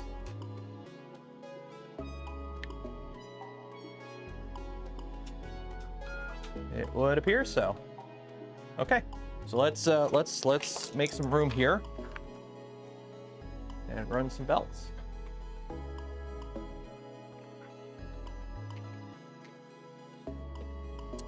FL Sun, you're doing a very good job. Okay.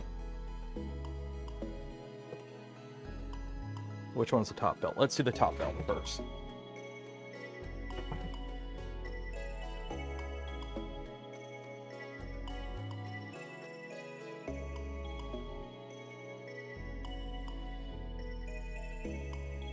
All right, this one ain't too bad. This just goes like that. It goes through here.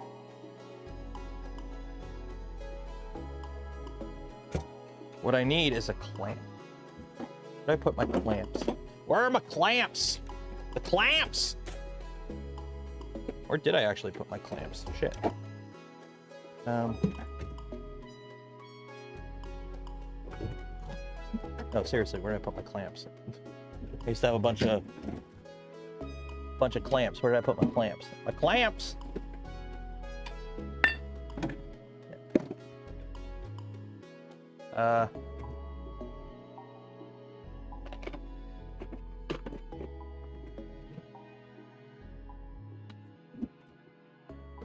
Here?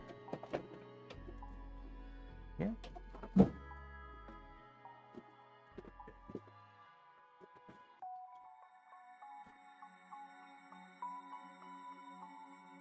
I don't know where I put my clamps. I used to have like a little red clamp that I would just like a low pressure one that I use for this, but I don't know where I put it. Oh well. Oh well. Okay, so that's that. So you got way too much slack.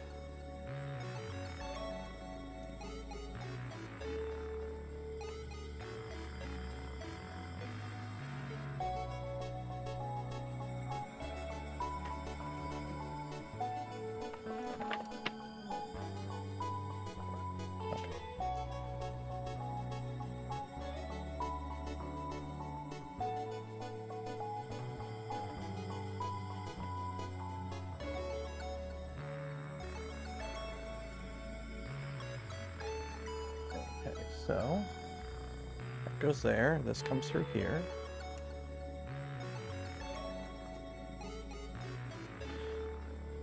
You go through here. Uh-oh. I'm using the all screwed up end. This is going to be annoying.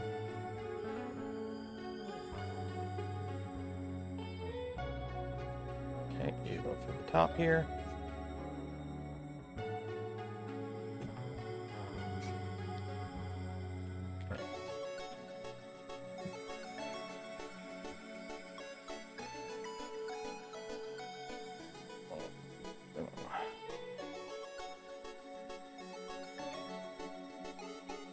How's the front belting look? Around, around, around, around. Wow, okay. Loop-in is in the back? Okay, loop-in is in the back.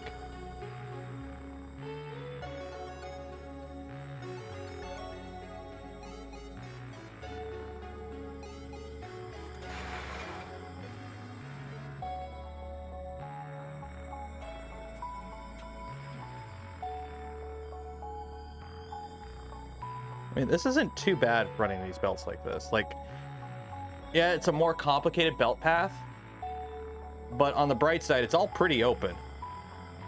So it's like, yeah, it's a bit of a pain, but it could be a lot worse. It's actually not too bad. Like, oh, okay, yeah, that works. And then this goes through here.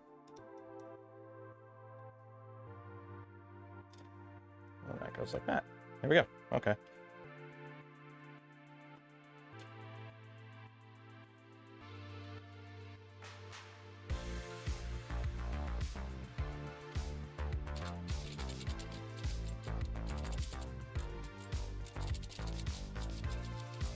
It seems to work.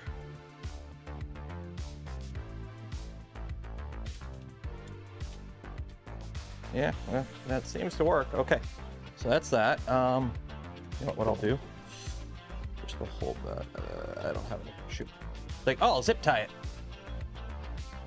There's my zip ties.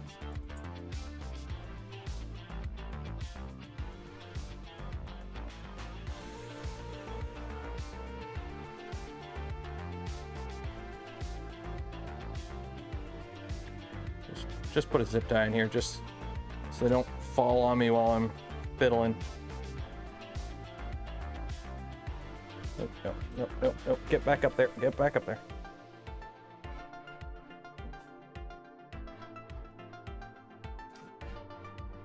There we go. Okay. Now we got to do this one. Okay, so you come along. And you go through here. The bottom. Through here. And for those like, oh, is it like trying to capture belting up XY on an overhead camera never works good. It's just one of those things. So it's like, yeah, just kind of trust me. Follow the diagram if you're doing this yourself.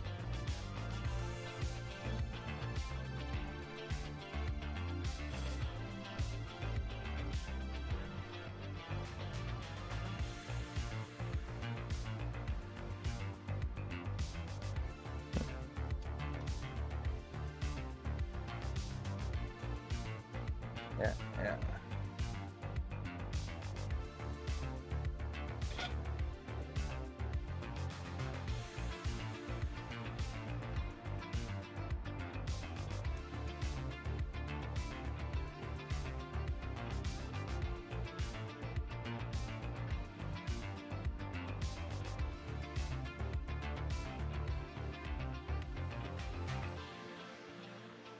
Okay, there's that one. Now we gotta go through.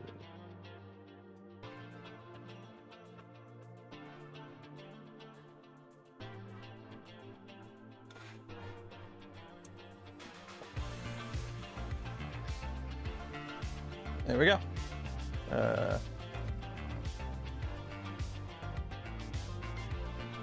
Having a pick around makes this a lot easier. There we go. Okay. All belted up. There we go. XY is all belted up. Okay. Easy peasy, lemony squeezy.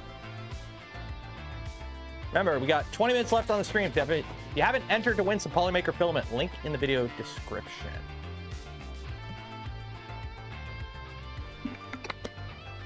I think getting the tool head on, or getting the, I think this is a good spot. It's getting the carriage in, and then calling it.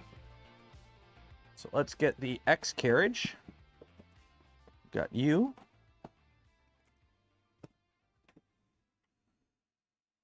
Okay. And then we need some electrochemical stuff.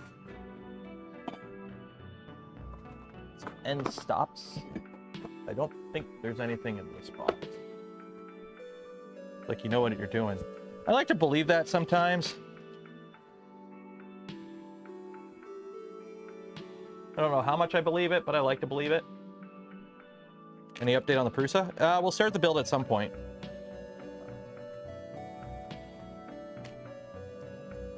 Okay, so there's two switches pre-made for end stops. One's long, one's short.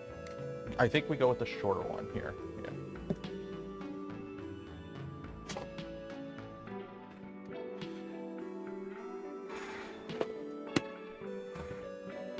The Prusa I want to start soon. We'll see. So, I'll talk more about it at the end of the stream, but there will probably not be a stream Friday. And depending on how that goes, there might not be a stream Saturday. So, what do we got? We got M210, M28, and M210.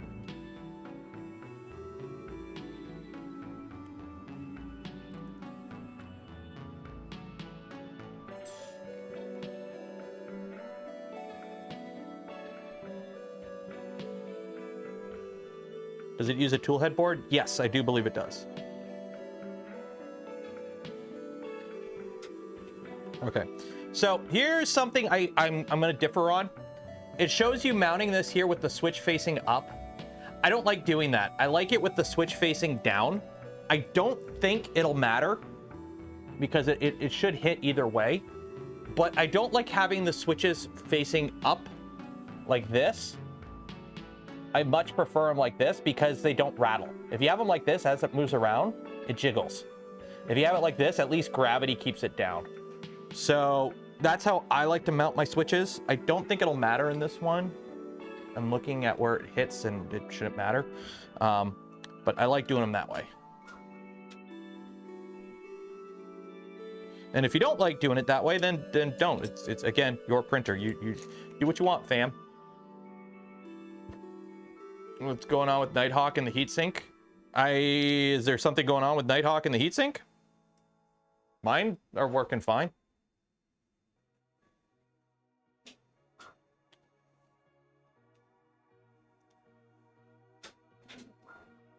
Hey, bearded bucket. Yeah, you're right. Something like filament or something can fall on it and jam it too if it's facing upwards. I know. I just like having them face it down because they don't jiggle.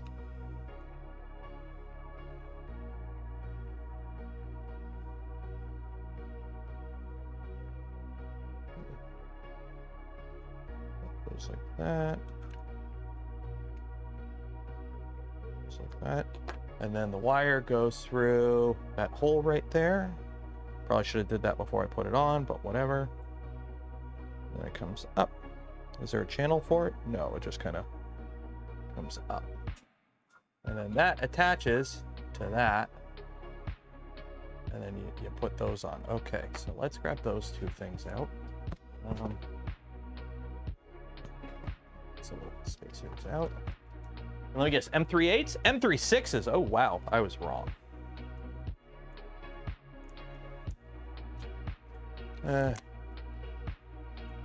So it's Nighthawk 36 and only that's affected. You just have to remove the heatsink, then you're all good. Okay, well then there you go. I don't have a Nighthawk 36, so that's why I had no idea. All my Nighthawks are just like the standard ones. Okay, M36. Ooh, here we go. Remove the heatsink. Why have one then? PC Vanlet, they're probably telling you to remove the heatsink because it's probably shorting something. Like the way they probably is, it's, you want the heatsink, but you might not need it because a lot of boards, there's enough copper. If they're, the reason you mount the driver to the PCB instead of using a step stick for several reasons. One, it makes a more compact, cleaner package. You don't have to have that whole step stick assembly. But two, it allows you to use the controller board itself as the heatsink. So if you're just running one stepper motor that's just running an extruder at a low enough voltage on a big enough PCB, you might not even need the heatsink, but hey, you might as well put the heatsink on it anyways, just in case, especially in an enclosed printer, because the printers get hot. So it's nice to have a little bit of insurance. What probably happened was they probably were shorting something out. They're probably like grounding something they weren't supposed to by putting that heatsink. Like the way it is, it's probably hitting a resistor or something.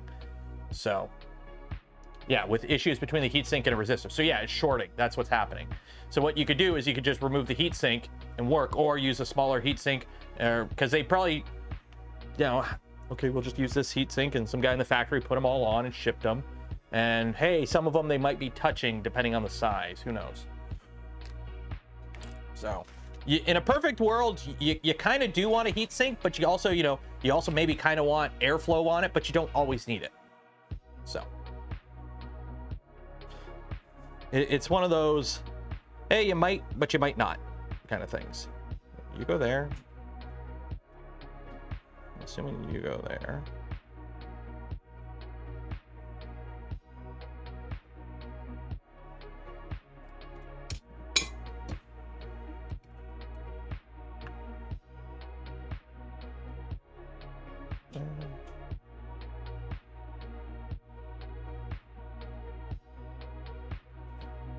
And you go there.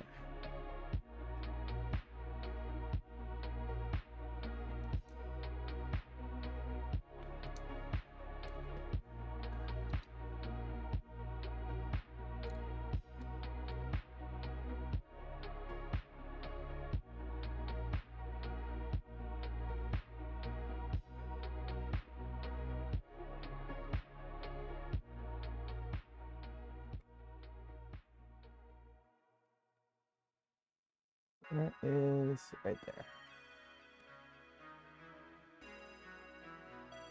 Am I putting this? Why aren't you not? Don't you line up? 1 second here. Oh, I put this on backwards. I'm the biggest brain in all of YouTube. This goes on this way. Big brain. This is how you know I make the big YouTube bucks. I put stuff on backwards.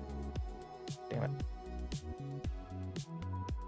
Big YouTube bucks. Make sure you like the smash button for this quality content of me going, hey, I'm putting this together backwards.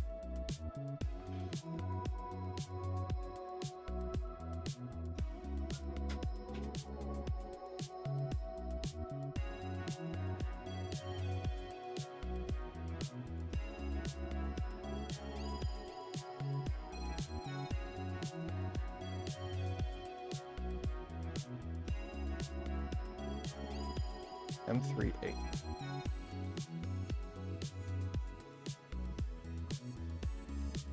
Sweet, sweet engagement box. No.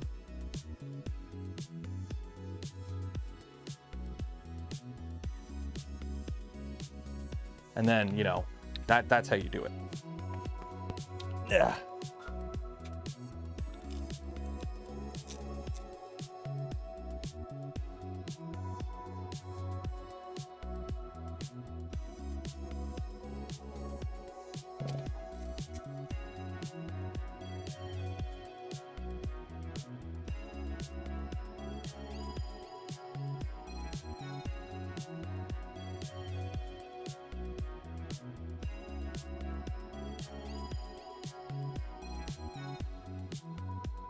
What I'm doing right now is I'm screwing the carriage on, but I'm leaving it pretty loose. Just gotta hit the belt. So now you need to go through and make sure all your belts are riding on everything properly. Because if your belts aren't riding on the bearings and everything properly, and you go and tighten everything down, you're gonna have a bad time. So that's right in there, that's right in there, that's right in there, right in there, that's right in there, that's right in there. They do not be riding dirty, so we're good there. Okay. What we do is pull these two tight, pull that over, and tighten these two tight.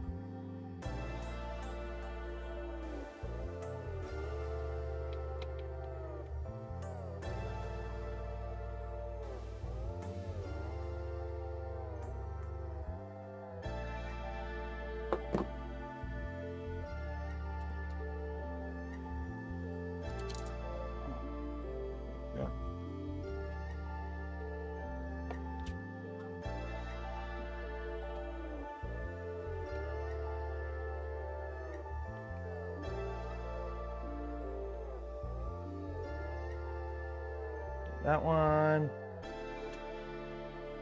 That one. Okay, so now these two are equal length. And then, okay, so something's not on. You good, you're good, you're good, you're good, you're good. You're good. Make sure I'm running. I set this up right. Yep, you do your loop there, you do your loop there. I think we're all good there.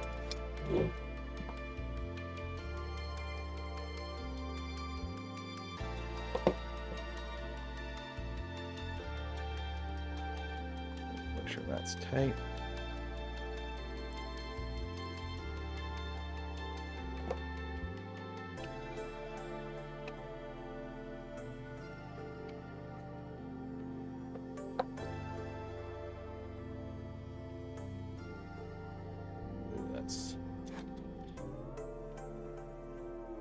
We've got a bit of a problem. We got some wibbles.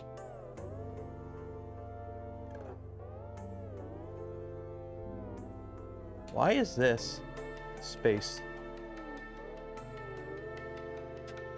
Am I seeing stuff?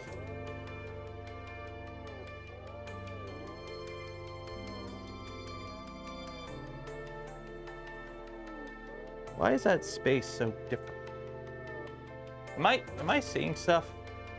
The spacing on this side is way thicker than the spacing on this side. What's going on here? What's going on here? What am I missing? Why? This is rubbing. That is, what is going on here? Did I? Oh, no. Well, you're just...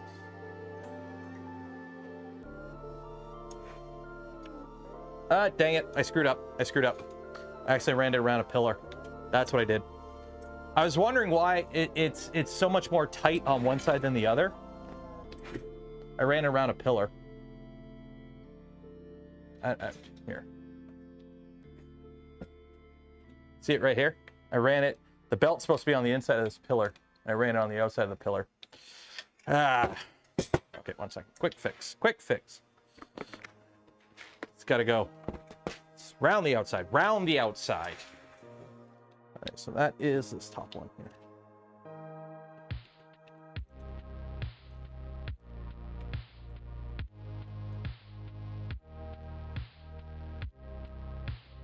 I mean, I can't just pull it out either. I gotta rerun the belt. I can't just pull it out. It's like, oh, I'll just pull the screw out and pull the pin out, but the pin is inset. I'd have to take apart the whole assembly. Like, dang it. Okay, so slide you out. Slide you out. And all of you out. Okay. Slide you out. And slide you right back in.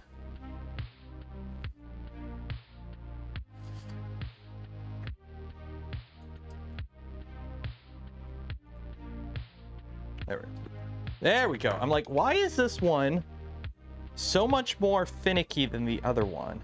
Like,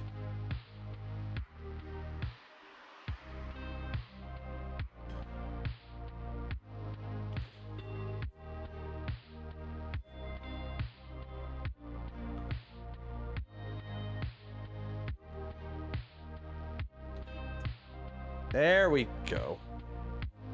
That makes a bit more sense. That makes a lot more sense now.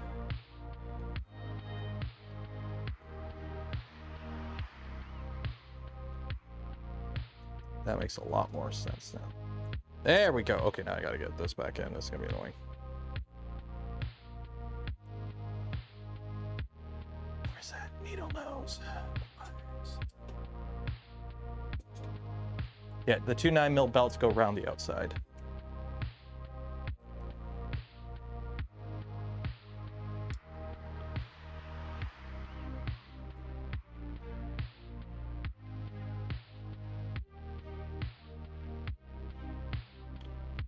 There we go.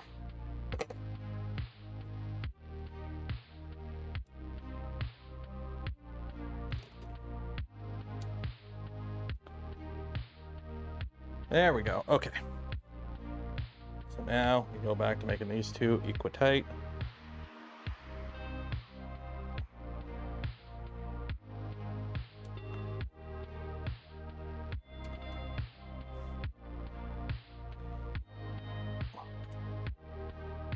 Okay, so now those are good. So now we tighten this down.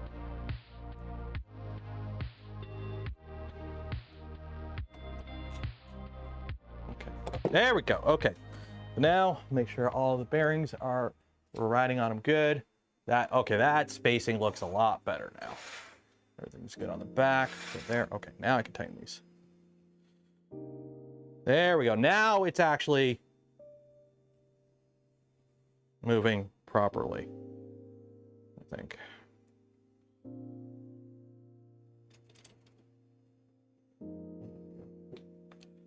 Tighten this. Tighten that. There we go.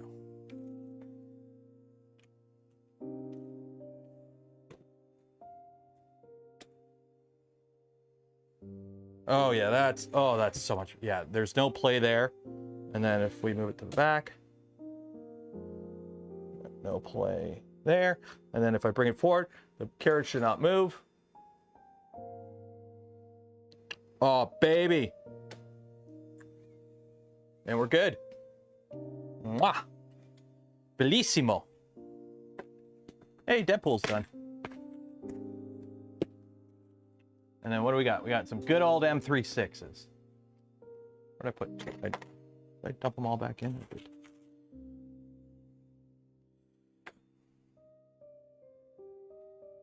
What time are we at?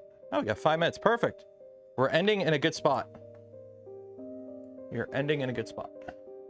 Will I do the XL enclosure? Well, I've got some packages on their way from Prusa, and I don't know what they are. So we'll find out. Well, I know what one of them is.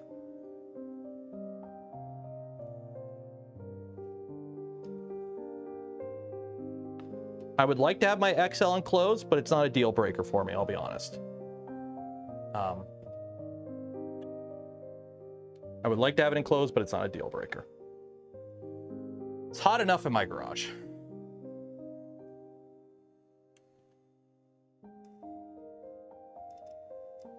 Those 9mm belts? Yes, yes they are.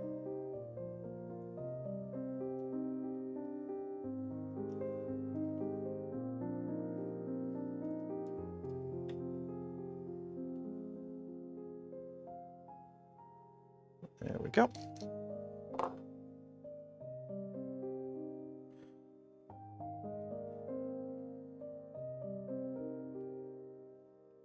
There we go. So I think that's a good spot. We got the whole XY assembly done today.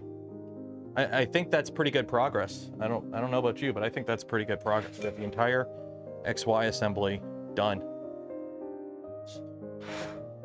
There we go. So the next part is, don't cut the belts, is some brackets and whatnot. So yeah, Z. So there we go. So this machine will be about this big. This is a good size. This is a good size. Oh. Uh-oh. Where'd you come from? Uh-oh. Uh-oh.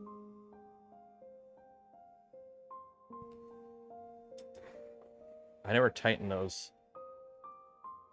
Oh no. I never tighten those flange nuts.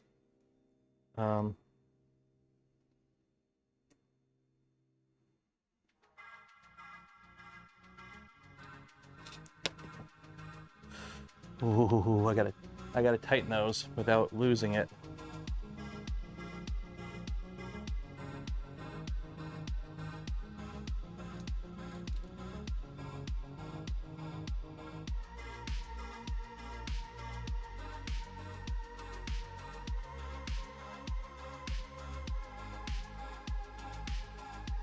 Okay, that's in. How am I supposed to tighten these? Without, like... You're supposed to tighten these flange nuts. You're supposed to just kind of jam something in there to hold them, I guess. Yeah, once they bite, that's why.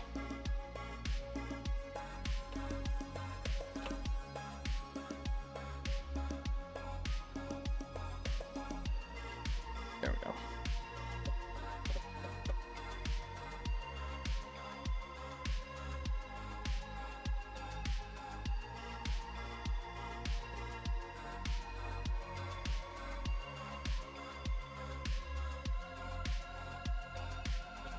Uh-oh. Well, that one fell out. Shit. Okay, we're down a flange nut there.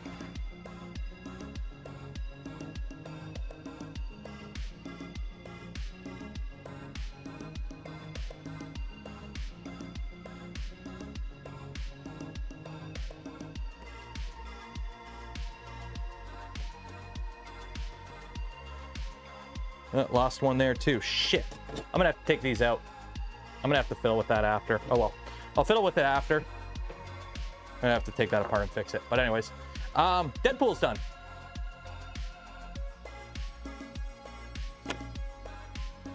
So we do have some stringies, but it's filament related. It's the white filament, I think. Yeah, it's the white filament. The white filament is stringy. Same with this copper. The copper is ancient. But from the front, it looks good, and that's all that matters. There's a bit of stringiness on the back.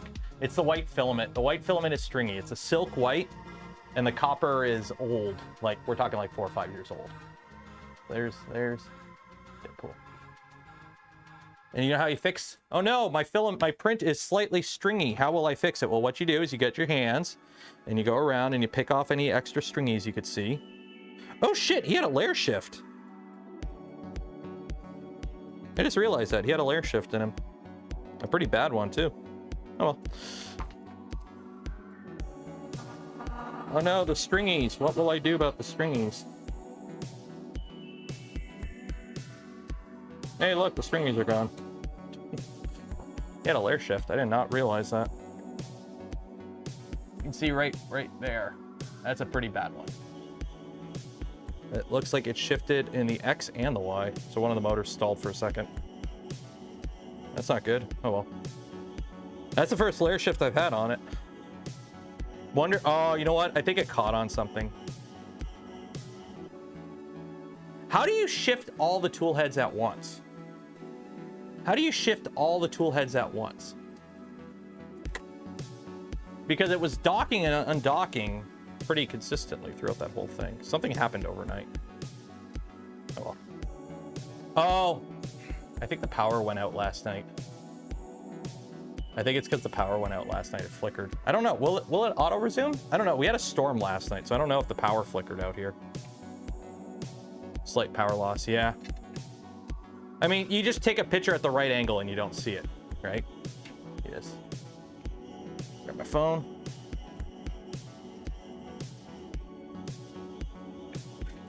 that.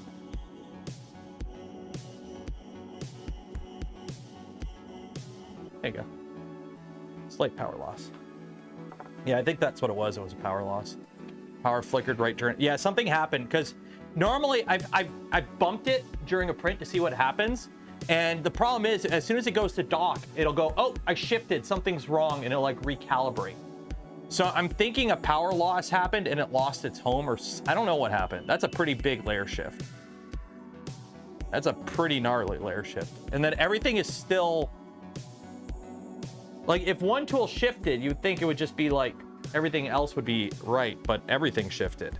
But it still did all the tool changes right. How does it do that?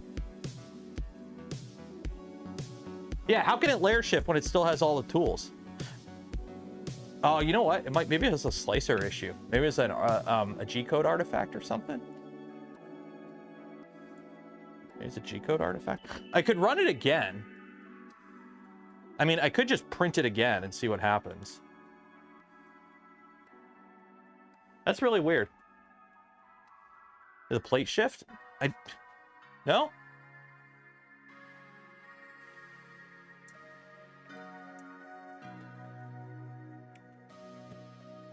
Reprint the part that shifted. It's halfway through. It's a single part. It came off the machine like this. It's a single print. That's really weird. Yeah, you can see the shift, and it's like right through the middle. Everything shifted. How do you shift the tool changer? How did that happen? I'm just gonna chalk it up to solar flare messing up the I don't know. All the tools will shift. Yeah, but won't it have issues docking? Like when it goes to dock, it won't be lined up. The plate shifted? I didn't think the plate shifted. Something would have had to catch it hard to shift it. Like even the filament change has the shift in it.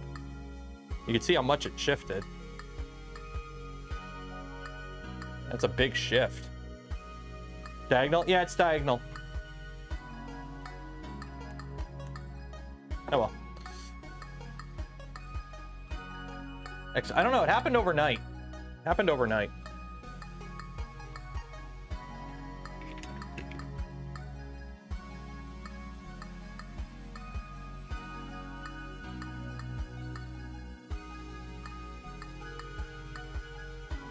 I mean, with the right camera angles, you don't even see it, but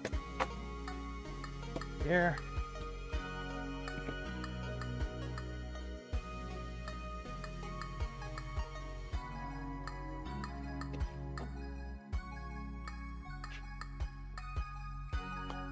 Okay. Oh well. Anyways, let's do a giveaway. Let's do a giveaway. Y'all want a giveaway? Let's do a giveaway because I gotta make some food because I haven't eaten yet today.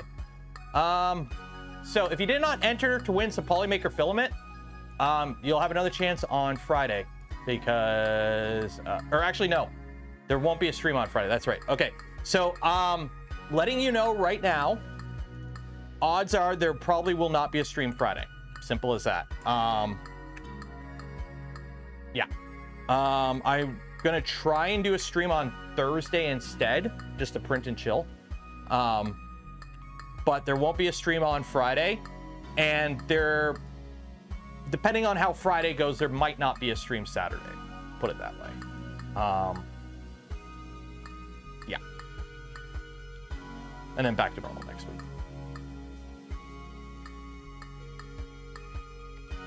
Only can watch time lapse. Yeah, time lapse wouldn't show anything though, because the time lapse would just have it go da da da da and then shift. You're like, well, I don't know what caused the shift. Ah, dang it, there's an update to marbles. Sorry, gotta wait. Come on. Launching marbles. Come on.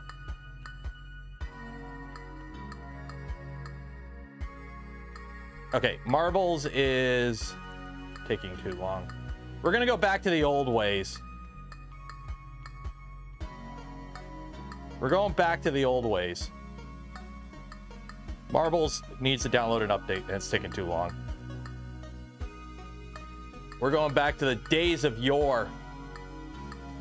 Back where men were men and everyone died really young because healthcare didn't exist. Okay. Somebody give me a number between 6 and 9. Somebody give me a number between 6 and 9 for no reason whatsoever.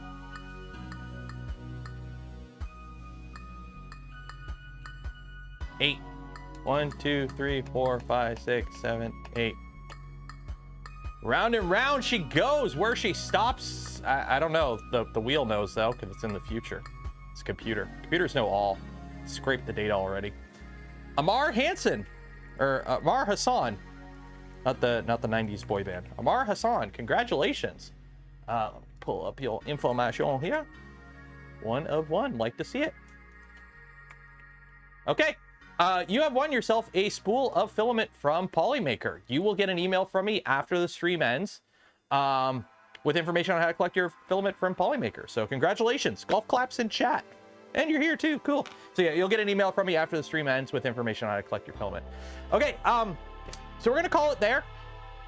I got to get some food in me, and it's hot. And yeah, we'll carry on with this build next stream. I don't know when that'll be. Probably Thursday, but we'll see. We'll see. Actually, I don't know what we're doing Thursday because we're not doing a stream Friday. So we'll do a stream Thursday. Maybe do print and chill. Maybe work on a Nerf blaster. We'll see. But we're going to call it there. So shout out again to Siboor for this kit that we're using in this build-in series. Again, they provided this kit free of charge. They didn't pay me. I'm not being paid. Words and opinions are my own. Blah, blah, blah, blah, blah. And shout out to Polymaker for the spool of filament we gave away this stream and every stream. Links for them and more in the description. Some of them are affiliate links. Don't cost you anything extra. Go a long way in supporting the channel. And some of them, like Gamer Subs, use code Canuck. Save 10% off your order.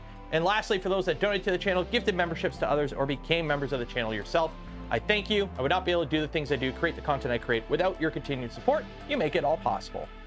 That's it for today. I will see you in the future. Goodbye.